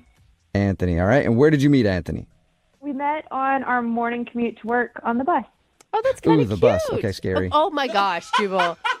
A lot of really normal people take the bus to work. Yeah. Mm-hmm. Never met one. You've never been on a bus, I don't think. All right, Allie, how'd you guys meet on the bus? Well, he's a really nice guy, but he's very shy. Mm-hmm. So it took us probably riding the bus for about 6 months together before he finally talked to me. So he asked me out. Oh, cool. And I was like, I was just like, okay, why not? My last boyfriend was a jerk, so thought maybe a nice, shy guy would be a good choice this time. Did you say that to him on the bus? Like, oh, why not? No. Okay. And what were you feeling leading up to the date? Oh, I was feeling pretty good about it. I mean, I'm not scared of much. Okay. Yeah, and it sounds like anything is better than your ex, so pretty much. All right, what'd you guys do when you actually went out? So we went to the shooting range, which is more my thing. Whoa. Oh, okay. That was your choice. Yeah. Okay. And had he ever been to the range before? No. And he was a little bit like, okay, well, do you want to go out to dinner and, talk and stuff? And I was like, oh, no, let's go to the shooting range. Because my theory is dinner, movie, all of that, everybody's on their best behavior. So you don't really get to know much about them, I don't feel like. So, in my opinion, going to the shooting range and putting a gun in somebody's hand really brings out the real them. It shows you if they have confidence, if they're a wimp, Dude, I'm kind of scared of you right now. Yeah, that's aggressive. I mean, maybe it scared him when I shot the, bad guy in Hostage Target and I shot the bad guy right in the center of the head. Maybe that scared him. I don't know. Well, that was going to be my other question. Did you like bring your own target and it was actually a picture of his face? Like that could have scared somebody. How did he seem to react when you took him to the shooting range? Was he cool with the gun or was he, like you said, scared of it? Well, he seemed a little bit nervous, but I shot first and showed him the ropes, showed him how to use the gun and everything. And so his turn came, and first time he shoots, he kind of screams like, whoa, and starts laughing. And, at first I was like, oh, are you okay? And he's like, yeah, that was cool. And he seemed like he was okay with it. Uh-huh. But after another shot or two, he just seemed to get more and more shaky. And then he was like, oh, I need to go outside. And so I was like, okay. And it seemed a little weird. But after I finished my next round, I went out to check on him. And he still seemed like he was shaking a little bit. But he was on the phone. And when he got off, he was like, I'm really, really sorry. I have to go. Whoa. And I was like, oh, is everything okay? Are you okay? And he's like, yeah, there's just something. I have to go. And weird. I haven't heard from him since and tried texting him a couple times. How much do you think the gun range had to do with him not calling you back? I mean, do you think he was maybe making up an emergency or he realized that, hey, I really like guns and I need to enlist in the military now and that's where he went? I really don't know because, like I said, at first he seemed really excited, but then, catch him outside with a phone and saying he has to go, and not giving me any kind of reason, it did kind of make me wonder if it did scare him. But I don't know, I didn't really think it was that scary of a thing to do. I think it's weird, too, because he asked you out. And even if it was a little scary, because guns can be scary. Yeah. Yeah. But why wouldn't he just say, hey, let's get out of here and go do something else? Yeah, I don't know. Did you notice his pants? Did he maybe tinkle his pants because he was nervous shooting a gun and he's embarrassed now? I don't think so. Not that I saw. Okay, and you've tried reaching out to him a few times, and he has not responded at all. Yes. Okay, have you tried writing something down on a bullet and shooting it in his door? Oh my gosh, no. Well, that's another option. No. All right, well, we'll play a song, call him, and hopefully he answers, and we can get you a second date update, all right? All right. Thank you very much. All right, hang on. Moving 92.5. Brooke and Jubal in the mornings. Second date update.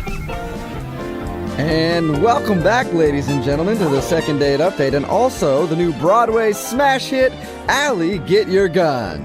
Oh, how cute.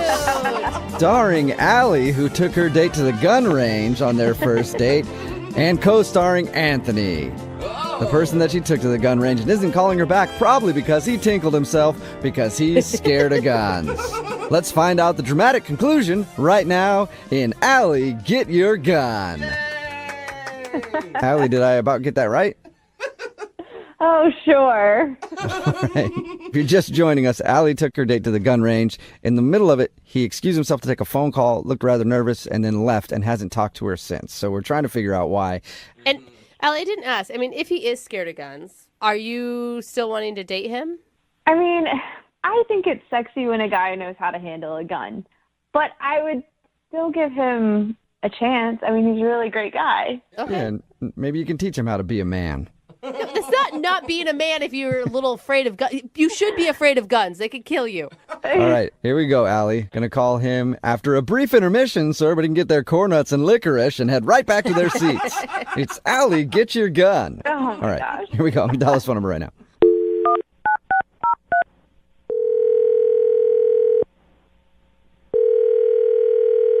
Hello? Hi, can I speak to Anthony? Yeah, this is Anthony. Hey, Anthony, how are you? This is Jubal from Brooke and Jubal in the morning. What? My name is Jubal. I host a morning radio show. It's called Brooke and Jubal in the morning. So I'm on the phone. Also, Brooke is here. Hey, Anthony. And Jose is also here, too. He's on the phone, too. So you got three of us on the phone with you right now, Anthony. Okay. Okay. What is this about? Well, we actually got an email from one of our listeners who was trying to get in contact with you. What is this? I'm confused. I'm sorry. Well, we do a segment on our show. It's called the Second Date Update. So you recently went out with a girl named Allie. Allie? Yeah. And Allie emailed us because you're not calling her back. Right. Yeah. Right. That was not a good experience with that person. Really? Whoa. Wait, she said you took a phone call outside and then, like, bailed, like something could have been really wrong. She was worried about you. Yeah, I felt really bad. I felt really, guilty, and so I had to bail. I'm sorry. That was not for me. What did you feel guilty about? Well, I don't even know, what you know or what she told you or what. Well, she told us that you guys met on the bus. First of all, weird. Okay, weird that you're taking the bus. It's not weird. Just Jubal thinks that. But she told us that you guys met on the bus and then you went to a shooting range. And in the middle of that, you took a phone call and then were nervous and left and haven't talked to her. It wasn't my idea to go to the shooting range, though. So you didn't like the shooting range? Well, parts of the shooting range were not for me. But how is Like that the bathrooms her are fault? dirty, or what do you mean? Like, what part didn't you like? Okay, so we were at the shooting range and we shot some bullseyes, and she was helping me, and that was all right. That was fine. And then there were the silhouettes of people, and we shot some of those. That was fine too. Mm-hmm. Then they had this papered picture of a deer to shoot, and I don't know. I love animals, and she was just it was right there, and she was like, "Come on, do it!" To shoot this. I know it's not a real deer, but it was just she got me to shoot it, and I just felt immediately just so bad, just not good at all. Oh, that's really sweet. You felt bad shooting a fake deer silhouette? It wasn't a silhouette. It was a picture. It was looking at me. I could see its eyes. So you shot Bambi, Sweetheart. and you felt bad. Don't say that. That makes me feel even worse. Oh. Anthony, I think that's fine to have those emotions. But why does that make you not want to call her back? Well, I was feeling bad about that, and so I went outside and I called my mom, and I wanted to talk to her about it.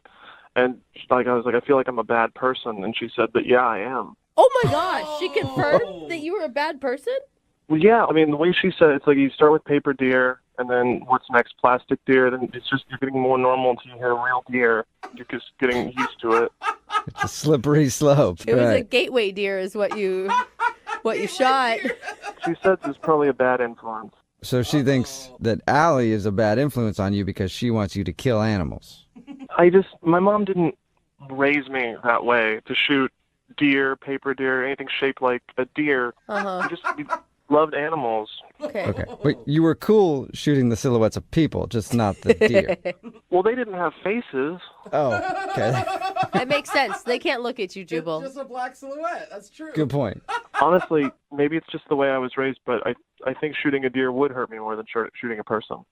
Okay. Why didn't you just tell her that? Well, she was so into it. She was like excited. I came back. She'd shot the deer more. That must have been just horrible for you. She just couldn't stop shooting the deer. She was really into it. Oh my God. Well, Anthony, I do need to let you know that Allie is actually on the other line right now. So it's a perfect opportunity for you to confront the paper deer murderer. She's on the phone? Hi, right Anthony. Oh. Why didn't you tell me she was on the phone? I'm sorry, Anthony. Short memory. I forgot that she was there. So yeah, she's there and wants to talk to you. Yeah. Hey, why didn't you just tell me? I don't know. I didn't even know that I'd have to talk to you again. I didn't think this would happen. Well, yeah, I mean, but it's healthy to talk things out, you know? Like, if I'd known that the animal thing was really going to upset you, we didn't have to shoot that. We could have stuck with bullseyes the whole time. I mean, I just didn't know that. Or people. He was fine with people. I don't know. How was I supposed to tell you that? Like, was I going to call you and tell you that I had a hard time shooting the paper deer? Yeah, I mean, I guess I could see that being awkward. I think the hardest part of that conversation would have been saying, I had a hard time shooting the paper deer, and then I had to call my mom about it. It's funny. I mean, it's just a paper deer. It's not even like you shot the real thing. I mean, come on. It's not the big deal. It is a big deal. It had eyes. It could see me. And you know what? I mean, no matter what your mom says, I'm not a bad influence on you. I'm helping toughen you up. Don't talk about my mom, okay? You don't know what my mom knows. So did mommy help you get over everything after you got back from the shooting range? I mean, I dealt with it. Like, I went home and I cried and I donated $200 to a wildlife foundation. Oh, wow. Anthony, you really took this hard. I mean, that's good, but a lot of people would say that hunters have more respect for animals and what they eat and the time that they put into getting their food than people who just go to the grocery store and buy meat. Right? Yeah, but then they shoot them. Right, that's the whole point of hunting. I guess now would be a bad time to say that, like, I grew up hunting and I have antlers mounted on my wall. Oh, no. Oh, that's not good. You should take those down. But it's not a big deal. I mean, I really just can't believe you're serious that this is really happening. But you've killed them. I mean, yes, I killed them, but I ate their meat, so their life didn't go to waste. That's so gross. Oh man! All right. Dinner date's gonna be real hard for you too, isn't it? I mean, are you a vegan? I'll eat like chicken and fish, but I won't eat like bear meat or forest meat with a face. Forest meat. Oh Anthony, you know that they get chicken and fish with a shotgun, right? They stand outside of the water. No, the way they do it is a lot more cruel. Stop talking about this, please. Well, how about you guys go talk about it in person and go on another date? Anthony, would you like to go out with Allie again? We'll pay for it. I'll eat a steak. Oh, wow. I don't appreciate the laughter, and I don't appreciate the offer. I don't want a steak, especially when I'm with someone who might have killed the steak. So is that a no, Anthony? It is a firm no. Yeah. Oh, man. Well, Allie, I'm sorry. You did not get a second date out of the deal. I'm not. I mean, this was way more entertaining than our first date, and I'd really like to keep eating meat, so I'm totally okay with this. Okay. All right. Anthony, thank you for your time, man. Hopefully, after some counseling and stuff like that, you'll be able to get over shooting that paper deer. I mean, it's going to be hard to forget. Like, it's stuck in my memory. But, I mean, I just have to find somebody who believes the same things I do. I think you already found her. I think her name is Mom. So I think you're good. Brooke and Jubal in the morning. Got a text in at 78592. Says, poor guy, he has PTSD from watching Bambi. Can't you hear that? It's Brooke and Jubal in the morning talking about today's second date update. If you missed it, Allie wanted to call this dude Anthony. They went to a gun range together. It was her idea. She likes to shoot. He had never done it before, and he split in the middle of it. He got a phone call, said he had to leave. It turns out, when we got him on the phone, that he was uncomfortable because they were shooting the normal targets, and then a deer target came up, and he shot at it. He felt really bad, so he called his mom, and his mom told him that he was a bad person because he was shooting at a deer target. And then he left, and he just feels horrible about the whole thing because he shot at a deer. You know, but not a real deer. It wouldn't be that big of a deal to me if, he didn't feel comfortable shooting whatever. That's fine. But calling your mom, that's where I draw the line. Like, come on, buddy. Yeah, on a first date to call your mom and go, Mommy, guess what just happened? I shot at a deer, a picture of a deer. Am I bad? And she's like, yeah, you're bad. Get home. You're getting a spanking right now. She's like, I don't want you hanging out with that kind of person. Right. Yeah. You're an adult, man. Yeah. Of course, every single dude who owns a gun is texting in right now I'll take her to the shooting range. I'm not afraid to be a real man. She needs to stop dating mama's boys. Yeah, it's that, or it's a lot of people making jokes about how she dodged a bullet. Yeah, a lot of dodge a bullet jokes. Thank you for those. Keep them coming because I'm enjoying reading them. All right, remember, if you want to do a second date update, all you have to do is email the show, and we will call the person who didn't call you back. Moving 92.5.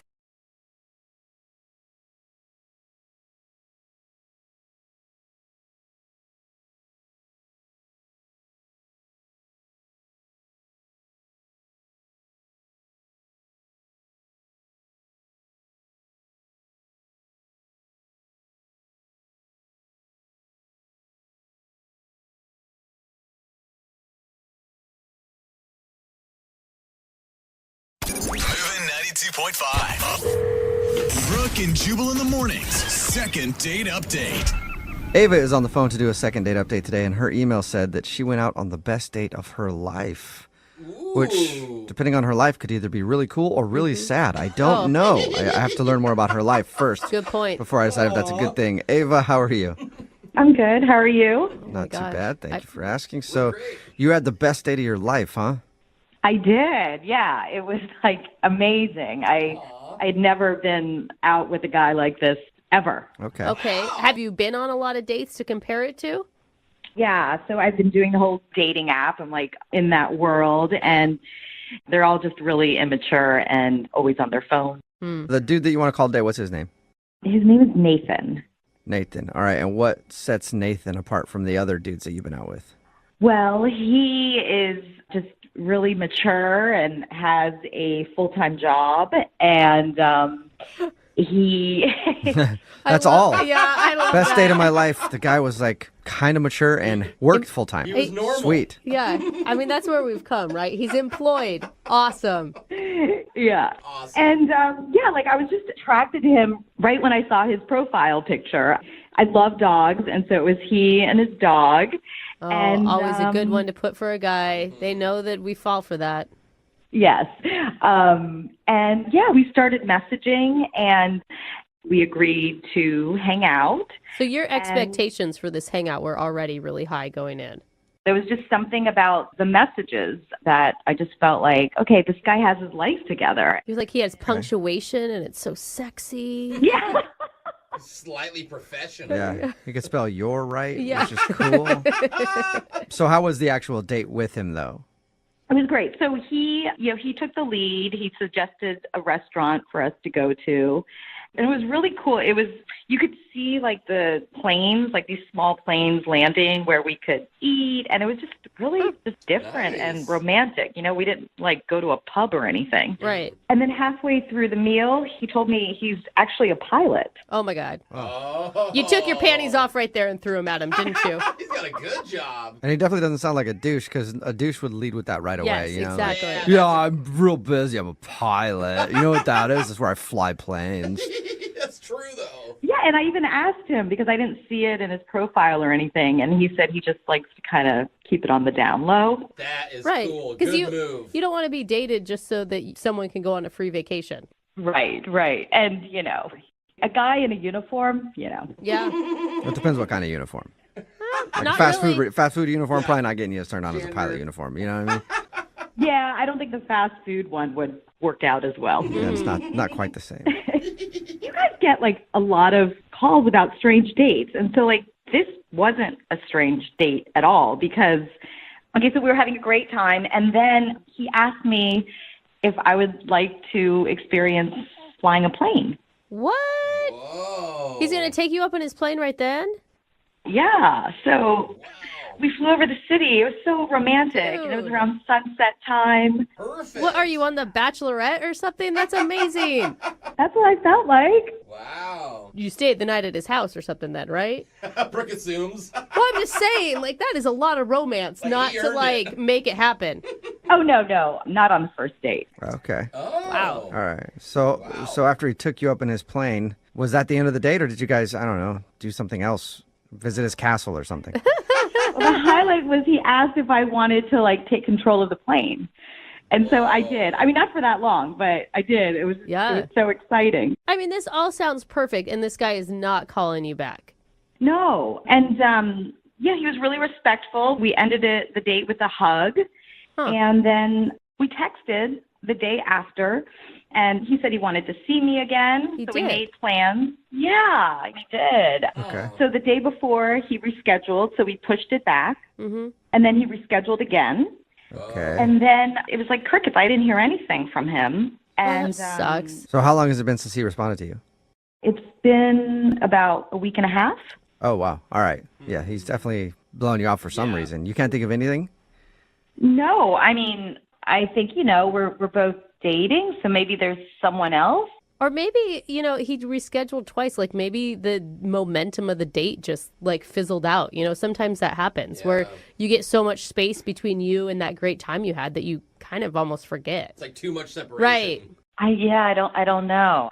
I would love to see him again, but I don't know why he's not. I mean, he's not even responding to my text messages. Yeah. Okay. Well, we'll play a song, and then we'll come back and call him and get your second date update, okay? Okay, thank you. All right, hang on. Moving 92.5. Brooke and Jubal in the mornings. Second date update.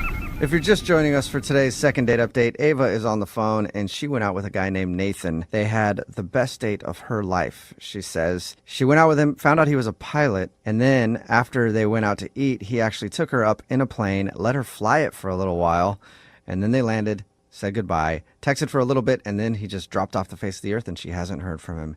Ava? Yes. I'm thinking that like a mild-mannered dude like that you don't realize has a cool job until he tells you halfway through the date and then just disappears. I think maybe the problem is he's Batman. Oh, God, why didn't we figure that out earlier? Bruce Wayne. Yeah, he's probably busy fighting crime right now, and he'll get back to you as soon as he captures the Penguin or whoever he's capturing right now. Joker. No? No, I'm not attracted to Batman, so. Oh, okay. All right, well, we'll Okay. find out. I'm about to call him. Anything else you want to say before we do? I just want to know what happened. Yeah. Hopefully it's just a scheduling thing. Maybe it's going to be really simple. Sounds like a busy guy. Yeah, he's a pilot. Maybe he's out flying around. Probably not in a Batmobile, but, or whatever Batman flies. Got a plane or something. Who Batplane? knows? Yeah. All right, I'm going to dial this phone right now, okay? Okay. All right, here we go.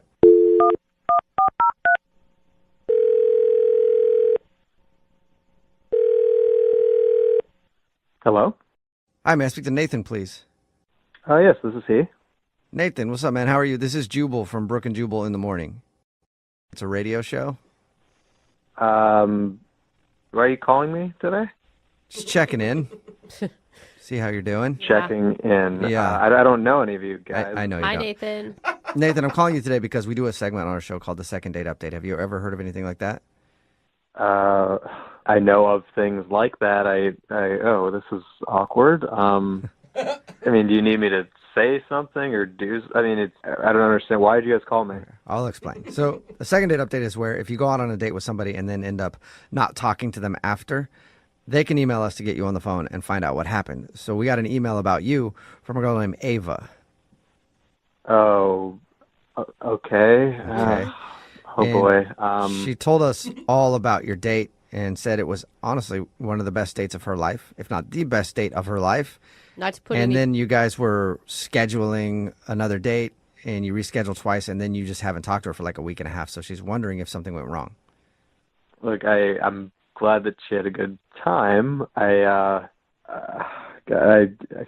feel bad, but something happened in my life, and I kind of had to focus on that for a while. I haven't really been heavy into the dating scene or anything. And Are you okay? Oh, I'm fine. Yeah, physically, health-wise, everything. I just I had kind of a life-changing occurrence happen in my life, so I had to focus on that. So is it one of those things where we could tell her, don't worry, he'll hit you back after time passes and he's figured some stuff out? Maybe that's a possibility. Look, here's the thing. I just recently got my first job with like a big commercial airline. Oh, congrats. Hey, that's a big right. deal. Awesome for you, man. Yeah, it's just probably a lot of stress and stuff. Thank you. I mean, it is a lot of stress, but it's also, there's other things that come along with it, and I put all my eggs in that basket. Oh, so it's your schedule. What other things come along with it? Can you guys please promise me that you're not going to tell her this? Sure, yeah. We won't. You tell us what it is and we won't tell her. Look, to be perfectly honest, it's the stewardesses. Oh my God. What? You guys know the rumors. There's so many. There's young stewardesses that come in. They're all just ready to go. There's so many of them, and they look at you like you're a rock star when you're on a commercial airline. Oh. Okay, so it's not the busy schedule, or you just want to focus on work right now. You want to focus on as many stewardesses as possible. I mean, I got to tell you, there's no other profession that's got this much tail. Okay, you guys, it's flight attendants. We're not in 1950 anymore. So can we just... Okay, flight attendant, executive assistant, stewardess, airline attendant, whatever you want to call them, they're ready and able and willing to go. Oh my God. And so are you, I guess. Have you already hooked up with a flight attendant or two? I mean, one or two in my life, but nothing like this point. I have a friend that's at an airline. Let's just call it Smelta Airlines. Every weekend, he's just a new stewardess every weekend. I never thought of that. It's unbelievable. Wow. And they get hotel rooms and everything after Yeah, your flight. do you guys stay at the same hotel and stuff? So It's like an Olympic Village situation. Oh my God. Wow. I'm never going to be able to board a flight again without wondering who hooked up with who that is part of the staff. I never thought of that. It's an exciting lifestyle where we're going from city to city all across the world, and everyone's acting like it's vacation all the time. And I just figure, look, of course I want to settle down at some point, but it's just too much of an opportunity not. Okay. Well, You gotta sow your wild pilot oats before you settle down. Exactly. You have to take advantage of being the movie star while you have the opportunity. Absolutely, I guess bro. congrats. I mean, you're being honest. There's these parties that I've heard about. They call them bang bang parties. What? I've been waiting for years to be in this inner circle. Wow. Are you being Well, for real? congratulations on making it to the Bang Bang Party circuit. Thank you. I appreciate that. Yeah, no problem. Hey, Nathan, I do have to let you know something, though. What? I told you earlier that we wouldn't tell Ava, and I guess I kind of meant that because you sort of did, because she's actually on the other line listening and wants to talk to you. Maybe. Wait, what? Yep. Ava, are you still on the phone? Yeah. Yeah. Yeah, I'm on the phone. Ava is here and wants to talk to you.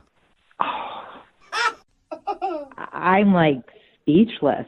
Wow. I bet. I am too. Yeah, bang bang parties. Ava, oh my God, I had no idea you were listening. I'm so sorry that you had to hear all that. Why'd you guys do that? I don't know, it slipped my mind. Yeah, sure. Dawned on me right now. Oh my God, Nathan, is that seriously how you feel? You just want to like be promiscuous all over the world?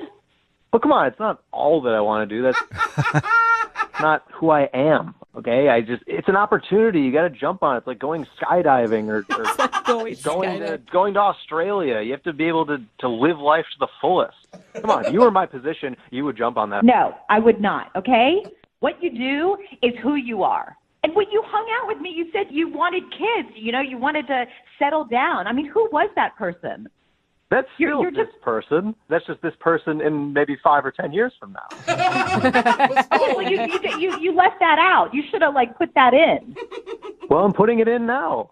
Wow. I mean, you seemed like such a sweet, nice gentleman the night that we went out, and you're actually just one of those players who just wants to get it on with every flight attendant, or you call them stewardesses. They're not stewardesses, they're flight attendants.